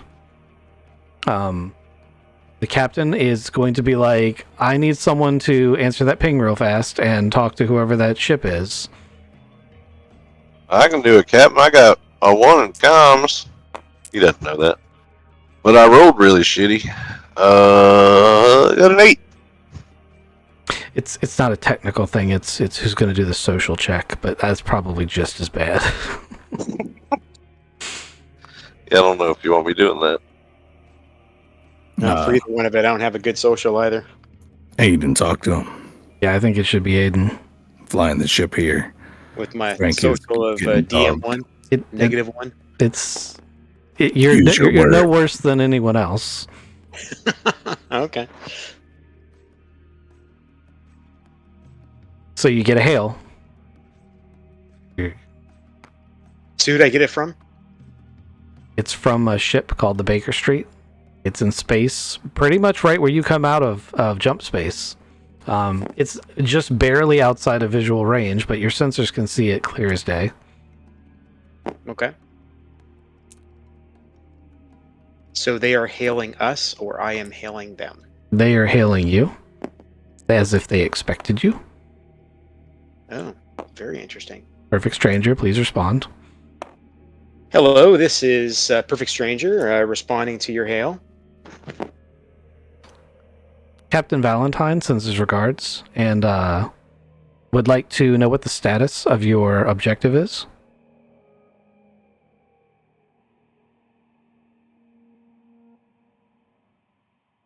So with Valentine, we want to make sure that he knows that we received the codes in. Just confirming. Yes, that is correct. Okay. Hello, Valentine. This is Perfect Stranger. Success on receiving success on mission and ready to report. We need to begin the dissemination process as soon as possible. Do you have a plan in place?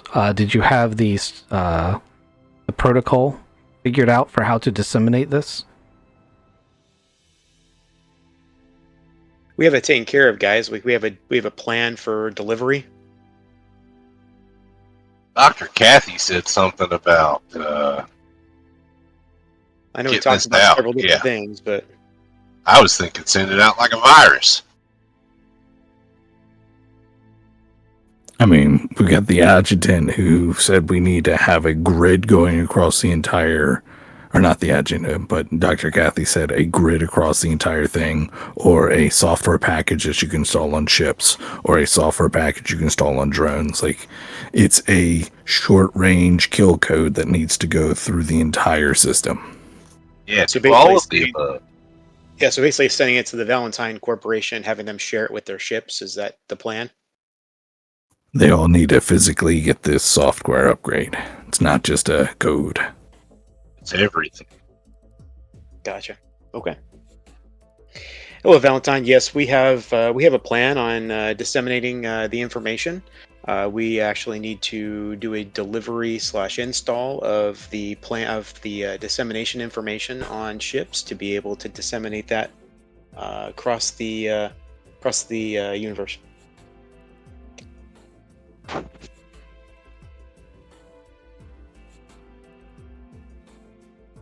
What is the range of this broadcast? You said you need to do an install over here. Will we be able to broadcast it to the entire system? I thought we said we could broadcast, right? I mean, that was Yeah, the but it's idea. very short. Yeah, it was a short range broadcast, but of course we needed to install it on several ships and then be able to broadcast from each ship. Is that correct, guys? Yes, we're gonna have to mass install this on a bunch of stuff.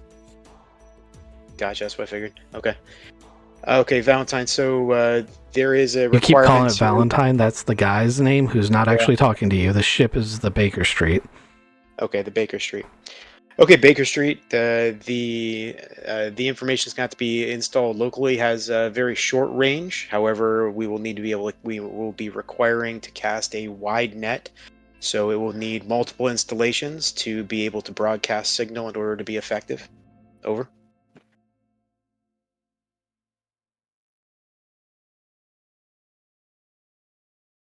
Stand by. Copy. Standing by. Perfect stranger, can you send us technical specifications for the kill code and the dissemination software? It's a really big file. Is that a pretty large file then, guys? I have it on this like data stick thing. We going to be able to Wait. transmit that wirelessly, or is that something that we need to actually dock with them? So to be clear, The kill code is a pulse that's sent over a very specific RF frequency, which is why it's so short range. So it's not software. It's a pulse sent over a radio frequency. So it's not like when you say it's a huge file, most of it is just how do you modify your ship to send the pulse. Oh, so it's not a huge file. Then it's basically just instructions. Yes, Sorry. it's instructions on how to do it. Gotcha. Okay. Misunderstood. So basically, that's something that we can transmit directly from Perfect Stranger to them. Instructions on how to do it? Yes. Sounds like there was a caveat in that. I mean, there is. We haven't figured out which kill code to use. Yes. Copy that. That is it. So Baker Street, the Perfect Stranger. So while we have information to be able to perform the task, we have not actually located the specific code required for dissemination. However, instructions, we do have that. However, we do need to be able to specifically identify said code before transmission. Over. A different voice comes on the line, and it's a male voice this time, and he's like, "This is Baker Street. Do you or do you not have the kill code?" Baker Street, this is Perfect Stranger. We have several kill codes. We do not know which one is the actual one that works. But you do know that one of them is the kill code. Yes. That is correct, Baker Street. Over. Why don't we just send them all?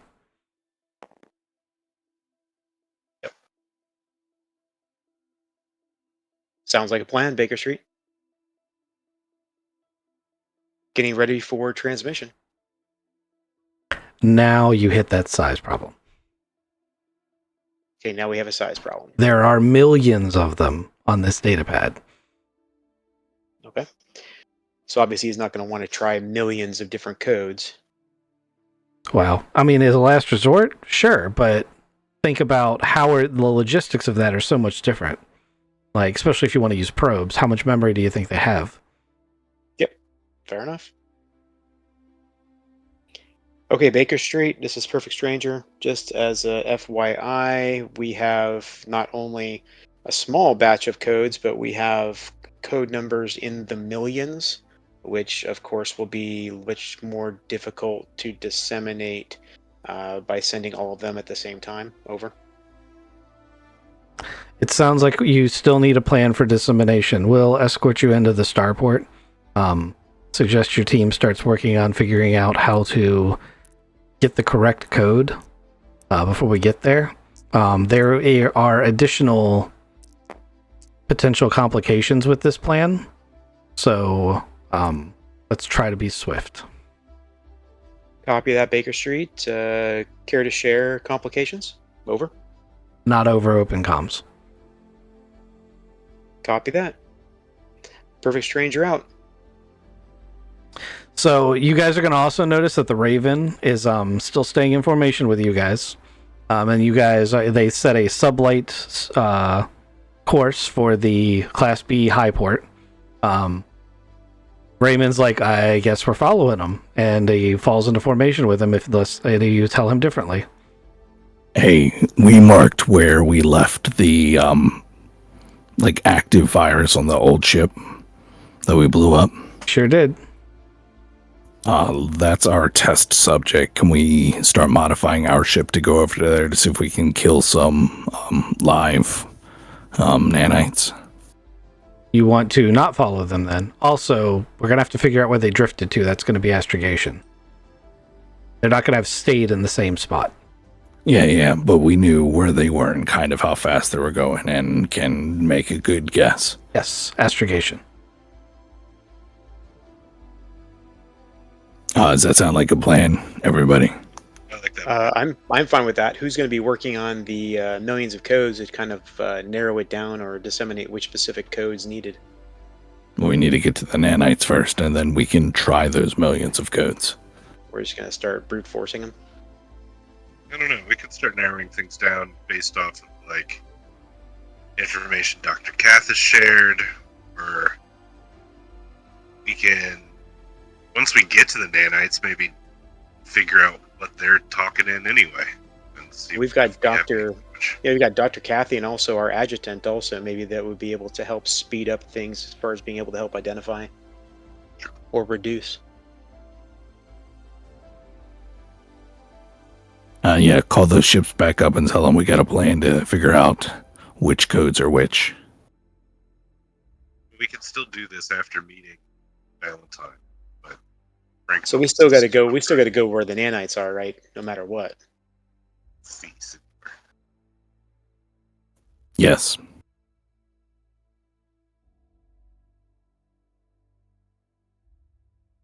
Have Dr. Kathy and Junkrat start modifying our comms array to send out this low range IR, no sub, whatever words are good, kill code.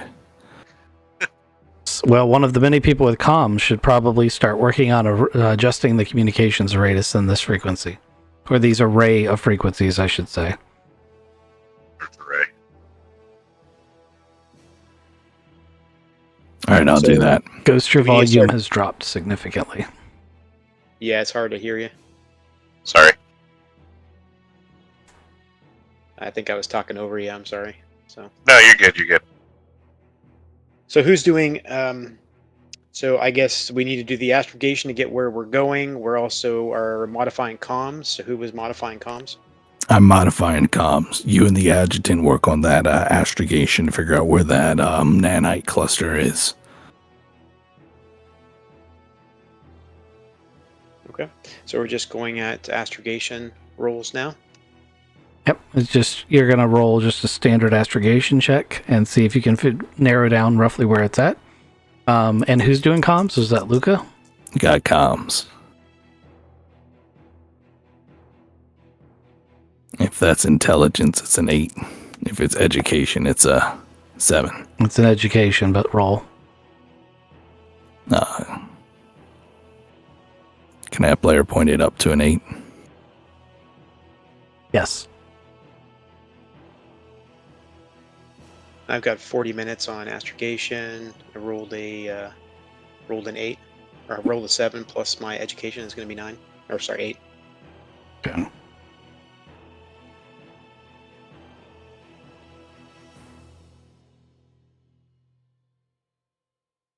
Okay. You guys are going to just barely scrape by. You're making me rethink the player point mechanics as much as we're using it. But I think what I'll just do is reduce the number of points I'm giving standard to make it so that it's more of a disposable resource. Okay, so you guys roll. So you are going to have to tell them. So it sounds like you're going to the site where the nanites are, not the high port. So you are going to need to tell the guys you're traveling with that you're not doing that. Baker Street, go fuck yourself. We're not following you. Just like cut her array. Gone. No, it's Aiden's on the comms. I'm not on the comms. Am I still doing comms? Okay. All right. So astrogation. Okay. So so what we're doing is actually heading to a different direction. We're not following Baker Street, just to confirm. Correct. Copy that. Baker Street. This is Perfect Stranger. Come in. Go ahead. Baker Street, Perfect Stranger will be actually modifying trajectory, going to a different place where we were actually going to be testing on their codes. Just wanted to inform you and let you know what we're doing and where we're going. Over. I'll pass that on. They sound very confused, but they are not objecting. When you change course, you will notice that they're going to change course and follow you. Okay, guys, it sounds like they're going to be following us no matter what. So, Yep. Now you can make a jump. You're also going to notice that 8 more ships have shown up. Yeah, that's we're good. pretty popular. Yeah. Also, you're not jumping anywhere. That astrogation Yes. check was just to see where it drifted Oh, in the okay, good. system. Oh, just to find out where it's at. Yeah. Gotcha. We got a small comms array on the ship launch. Sure do. Can I modify that one too? Sure can. You don't actually know what frequency you need to broadcast yet, so Yeah, I'm going to be going through that. Frank will. yes, but it's going to require a modification of the comms. Like as you cycle through the frequencies, you are going to have to do a comms check periodically. Like you're going to have to continually be doing it. So until you find the frequency, going through and changing all the craft that you have might not be the best use of your time. Is all I was suggesting. You don't know Get that. what frequency they need to be set at yet. Right. But can Frank go through the millions and maybe start knocking out like huge chunks of, wait, that's too high or that's way too low? I don't know how he would determine. They're all valid kill codes for different variants of the virus. Even Dr. Kathy does not know which ones Okay. are valid and not valid out of the chunk. She gave you the chunk, or the ability to pull the library of the chunk of what Right. she knew they were. So she has narrowed as far as she can, and I don't know how Frank, with his incredible southern drawl, could know any more about it than she does. Understood.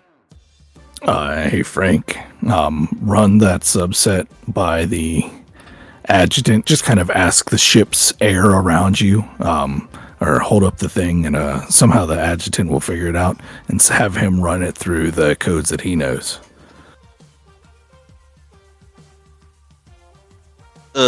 Adjutant, would you be able to run this through the codes you know? There's a lot of kill codes through here. You want to take a look? You are not an authorized user. It says I'm not authorized. I was given very specific instructions on who I could trust and what information I was allowed to disseminate. Someone made that very, very clear. This is- Adjutant, this is Luca. Can you run those codes for Frank, please? I cannot. You've enabled security protocols that make that impossible. Frank, can you give me those security codes? I'm in the ship launch. I'll meet you halfway. All right, I'll be right there. Give you the big old wafer. I just turned my note in my notebook about a certain something into a smiley face. Oh no! Now the adjutant's got a bunch of fucking kill codes. No, that wasn't it. It was something that Kizik did early on that I was like, are you sure you want to do that? He's like, yeah, that's no problem. So, Great. Adjutant, where do you want me to put this data wafer? I've already scanned the data. However, I can only disseminate the information to authorized users or the individual user responsible who's an authorized user who has requested, because you specifically instructed me not to share data. Yeah, it's all good. I just, do we have a smaller subset of information now? I've reduced it by 1 code. Thank you, sir. You did a lot.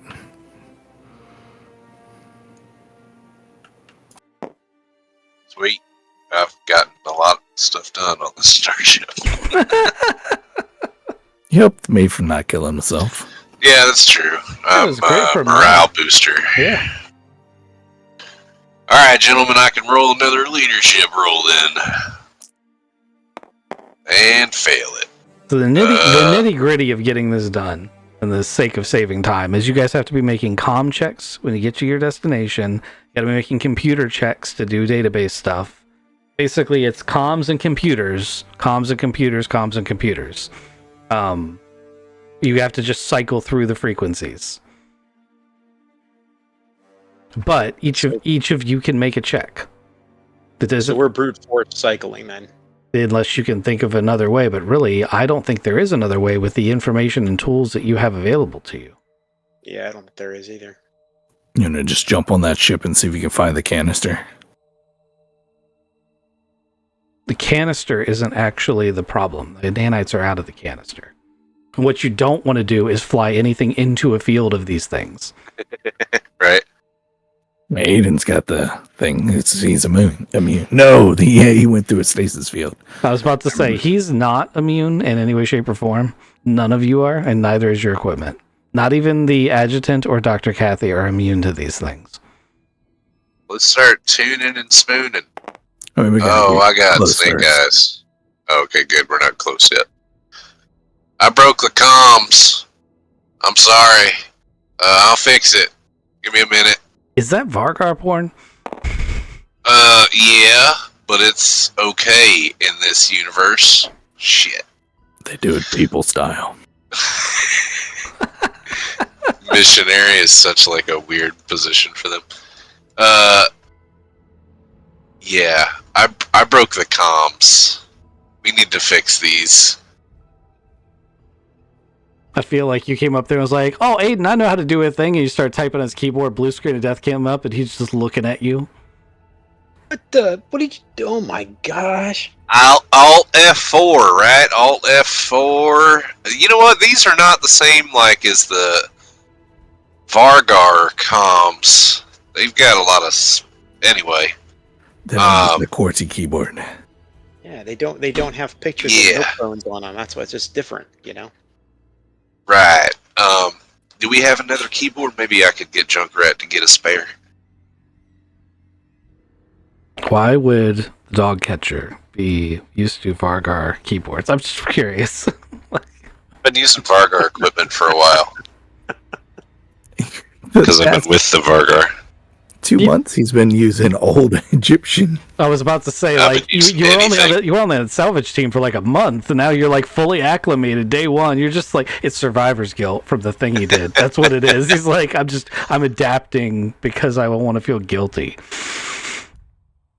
Yeah. No, I've been exposed to Vargar for a while. Vargar have been exposed to Frank Knowles for a while. That sounds like a more accurate description. And when they're exposed to him, they tend to die. Yeah, well, there's a frozen one back there. I was about to I've been say, eyeing him. Gave him one on ice. Yeah, that one, that car tour guy, he's not going to make it. I've already looked at Gunny and I'm like, there's a puppy pop back there. Alright, Well, that's fucking, we fixed that. so Frank, come back here on the ship launch with me. Then we can have 2 people doing comms at the same time. We keep oh wow, that's tough to keep a comms array there. That's not as helpful as I thought, because we're using comms to send these frequencies out. So I feel like Dr. Cathay, since the captain can't be as helpful as he should be right now, is going to come up here and start doing the computer checks, and Aiden's going to do the comms checks, and then the launch is going to do a set of computer checks and comm checks. Sounds good. Okay.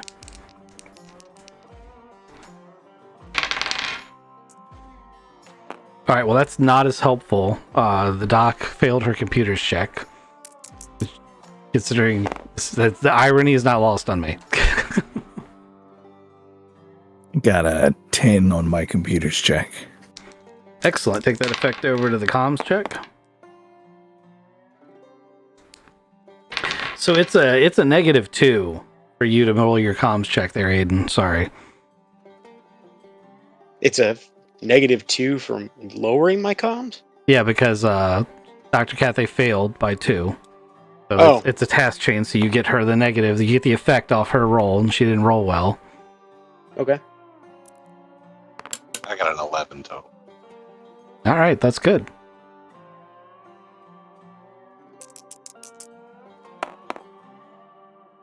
Ugh. So you said I got a -2 right off it, huh? Yep.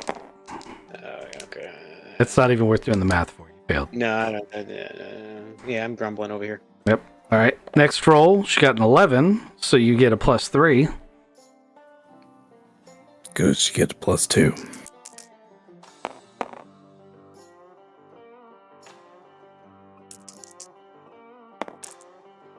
going with an 8 off the +3. All right, that's a pass. I got an 8. That's another plus pass. 2. That's 3 passes. So you guys are going to zero in on that kill code, and you figure out which one you need. Oh, it's saying that this batch right here, this one, It's batch 69. nice. Nice. I should have checked that one first, really, but I was going through 8008 and stuff.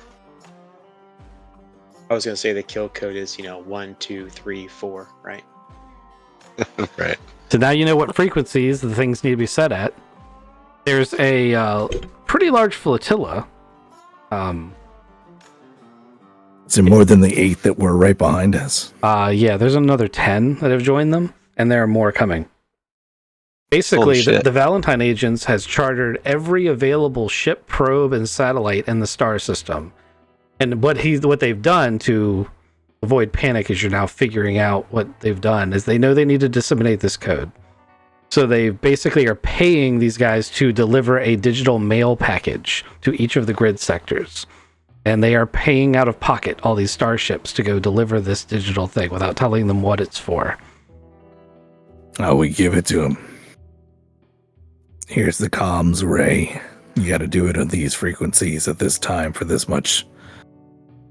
Actually, should we Oh, no, you said we found it.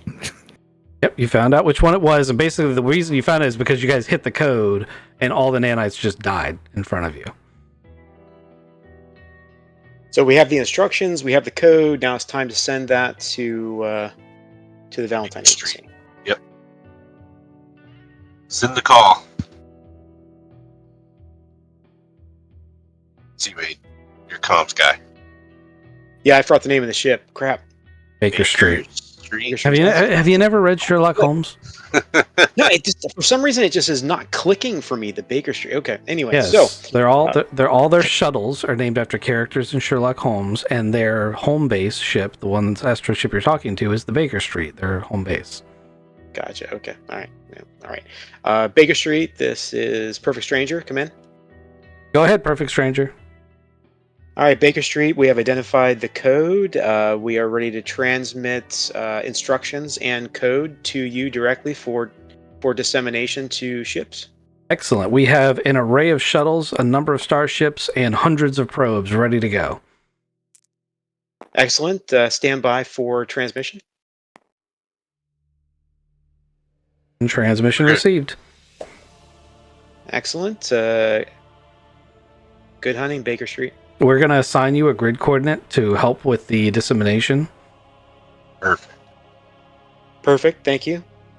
And you guys get a flight path that takes you actually all the way out to the outer edge of the star system and then loops back and ends back at the Class B starport.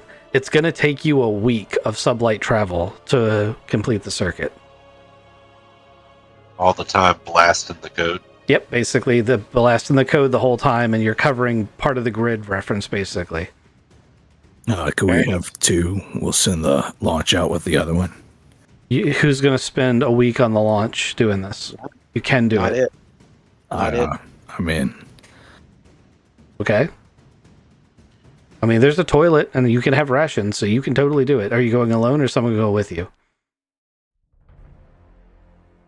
The We have volunteers. another pilot for the Perfect Stranger. The captain is going to go. You're going to have quality time with the captain.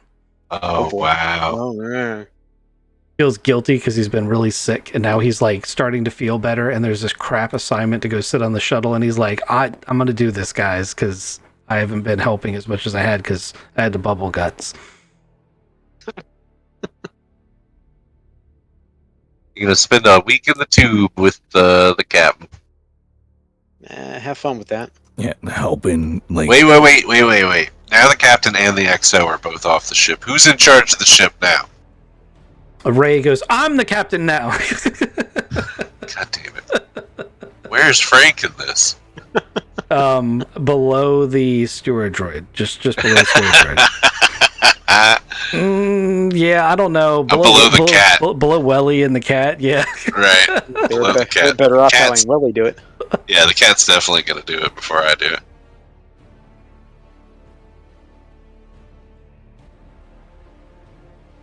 All right, so we're gonna treat this like it's a jump space thing, and it's also gonna be the last thing we're gonna do for tonight's session.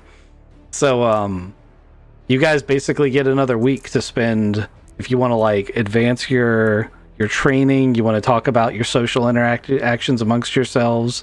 Since Luca has decided to have quality time with the captain, he won't be able to participate. But Aiden and Frank can have a conversation, or many conversations, get to know each other a little bit better. Absolutely. Frank I'd like to can, spend some more time trying to get some more astrogation training again, give that another whirl, so Yep. another week. you can absolutely do that, and so can everybody else. And you know, maybe Frank wants to interact with some of the NPCs. I'm going to talk to Aiden while he's learning astrogation, and I'm hoping You didn't carry that he's... forward. Well, I'm hoping that he's distracted just enough that I'm going to get some information out of him. What do you think? Okay, all right. Yeah, so I'm gonna approach this, Aiden. Like, how long have you been astrogating for the crew? Well, gosh, for quite some time. I think I've been doing it since we got the perfect stranger, and it's been quite some time. I'll be honest, I couple can't months, remember right? how long, but yeah, something like that. Yeah. You've been to a lot of places? You know, we've been around different places. We had to, we've been different places. Put it that way. So, Like where? oh man, let's see. We have been to. I can't remember the place. I will give you 5 player points if you can list every planet you've been at. What? Oh, well, where's that? Okay, you gonna give me the cheat sheet over here? Yeah. Okay. I didn't actually point at a planet. I was just Uh-huh. pointing. You were just over here saying it's this direction. Mm-hmm. Okay, so I just need to start listing off places that we've been. Is that the idea? You got to hit every planet you've been at. Oh gosh. Oh, all these different things. And Mondiage. Pretty sure we've been there. That's where you guys started from? I think that's where we started from. Yeah. All right. We've been to Caucus. Okay. I think we may have stopped off at New Home too.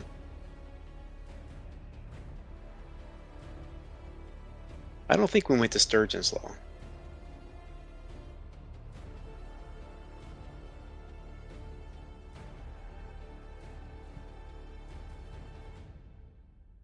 And you guys are all like just waiting for me to mess it up. I've probably already messed it up. I can't even pronounce the place. This Wurzenslust. Person's Lust. Yeah, I've heard of that. You've been there. What planet are you? What are you on now? What system are you in now?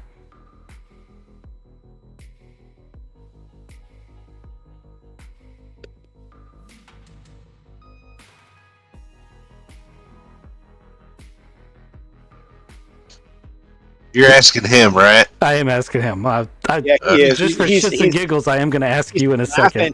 He's laughing his rear end off too, because I don't know.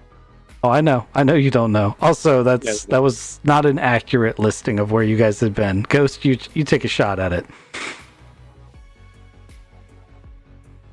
Shit. Well, Ghost as a player. Hold on. We started in Amondiage. We went to Acadie. Mm-hmm. Then we went to Colchis. Mm-hmm. Then New Home. Mm-hmm. We skipped Sturgeon's Law, but we did we do a refuel somewhere in the system? You stopped at Sturgeon's Law for fuel. Okay, that's what we did. And then we did Herzen's Lust. God damn it. Did we go to LEC? No. And I know Joy Use too. I'm trying to go back through my notes to figure out exactly where we're at right now. Okay, so you didn't do it either. Kizik, you want to take a shot at it? Just everything or where we are right now? Well, I don't feel so bad now. I just want to let you know. I'm really upset. Ghost was close, but he blew it at the end. Yeah, it's because my notes fell apart there at the end. Kizik, you I want had to take the a right shot? path here. I had the right path, but okay. Started on Amandiage, went to Acadie, went to Colchis, went to New Home. Right. From New Home, we got a escort mission where we refueled at Sturgeon's Law. We're now at Elise.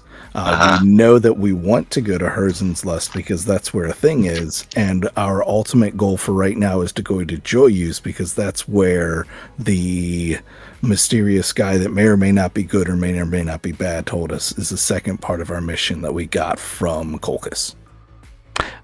Kizik, go ahead and give yourself 5 player points. That is exactly correct. Good job, man. Good job.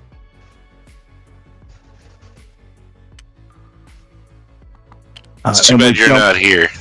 jump from Elise to 1424 and then back into Elise. That is true as well. All right. Well, I got some information out of Aiden. That was pretty good. You jumped to 1524, not 1424. Oh, I was wrong. That's pretty good though. It was real close compared to the other. See, the trick is setting the expectations. See, you let Thodubs go first, and then you let Ghost go, and then you came in and said, "I know where we've been," and you're a rock star now. I see how it is. All right. Okay. All right. Okay. I honestly thought Ghost was going to crush it because I know that he takes notes. Like I did, but then I have one not finished note, and it says literally, "Shit, we need to get to Joyous and Herzen's Lust." And I found that note. Yep. After I said, Yep. Joyous. It says literally shit. I do it all the time, man. Especially in your Delta Green games, you're throwing so much information out, and I'm scribbling. I go back 2 days later, I'm like, what the fuck does any of this mean? Right? It's just names. What the fuck? I was writing too fast. I can't even read that. I get it. But, yeah, so the power of notes, because, that's 5 player points right there. Kizik didn't need him. He's player point rich. He's got 50. My note says perfect stranger ... people seat ... damage. What that means?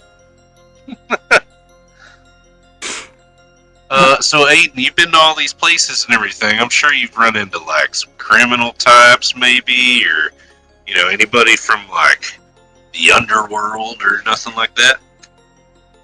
Well, you definitely do run into all types. I will say that. Yeah. But I think that's fair to say of any place. Yeah, that's true. That's true. Just really trying to just get a gauge of who you guys hang out with and what you're doing, really, as GIA agents.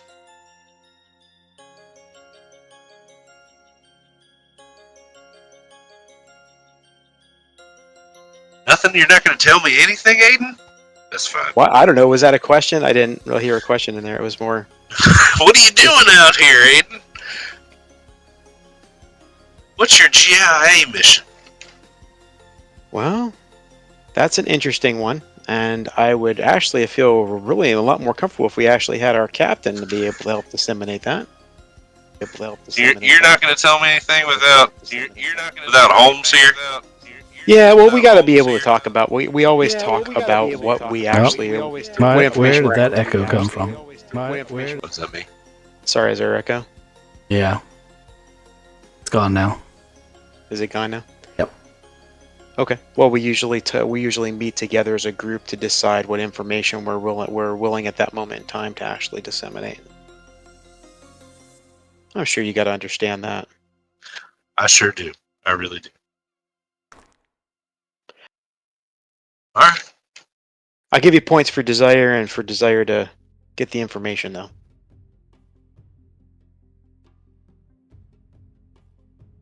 Yeah, I'm just trying to figure some stuff out.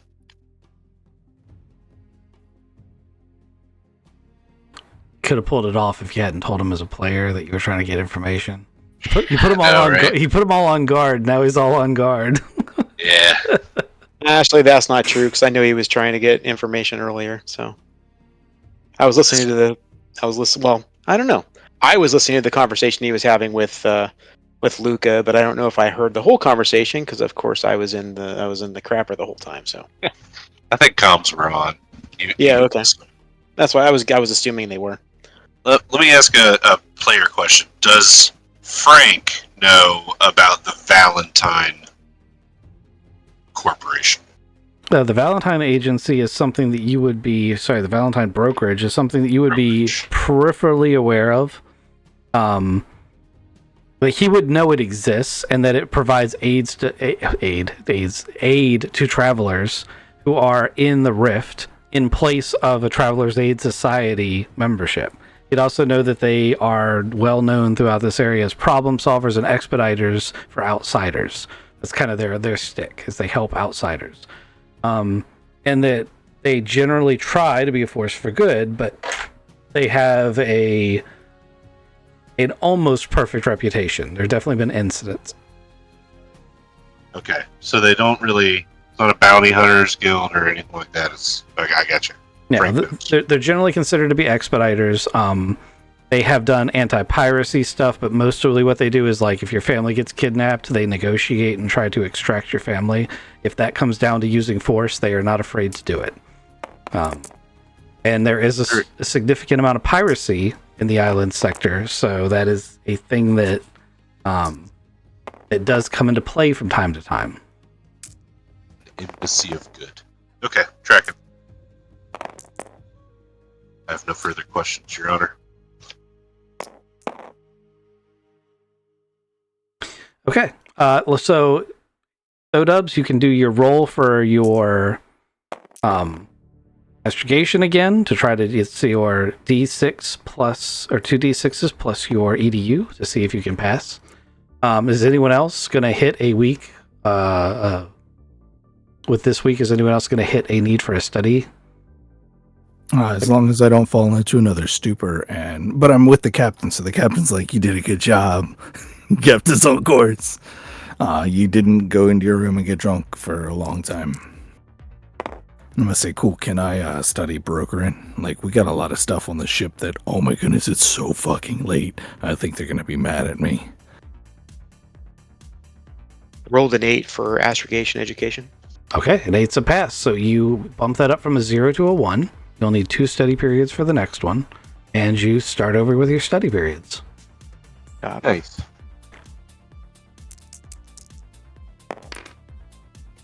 I did not pass mine. Okay, you're going to bump back a week, and you'll have to come back and try again.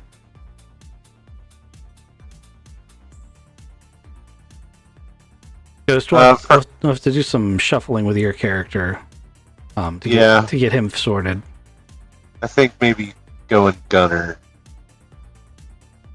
I don't know. Got a lot of people that know how to shoot on the ship already. There are number of soft skills that you guys are not proficient at that may be worth looking at. The problem with your character is his social score is not fantastic. However, the social score is actually the easiest to change after your character creation. Yeah, if I get... I need to get in the right spot, though, with the right amount of money. Yes, exactly. I was hoping that we'd be able to have a heavy fighter that we could sell off and have a bunch of money. But, yeah. Well, pipe dreams. That wouldn't have happened the way you think it would, even if had you been able to bring it back. It's true. It was a dream of mine. Yeah. There's some things that are like, yes, on the paper it says it's worth that much. Now, who can actually take care of it, /work on it, /build it, /understand it? It's going to pay you, and in what kind of money in the area that you're at. Right.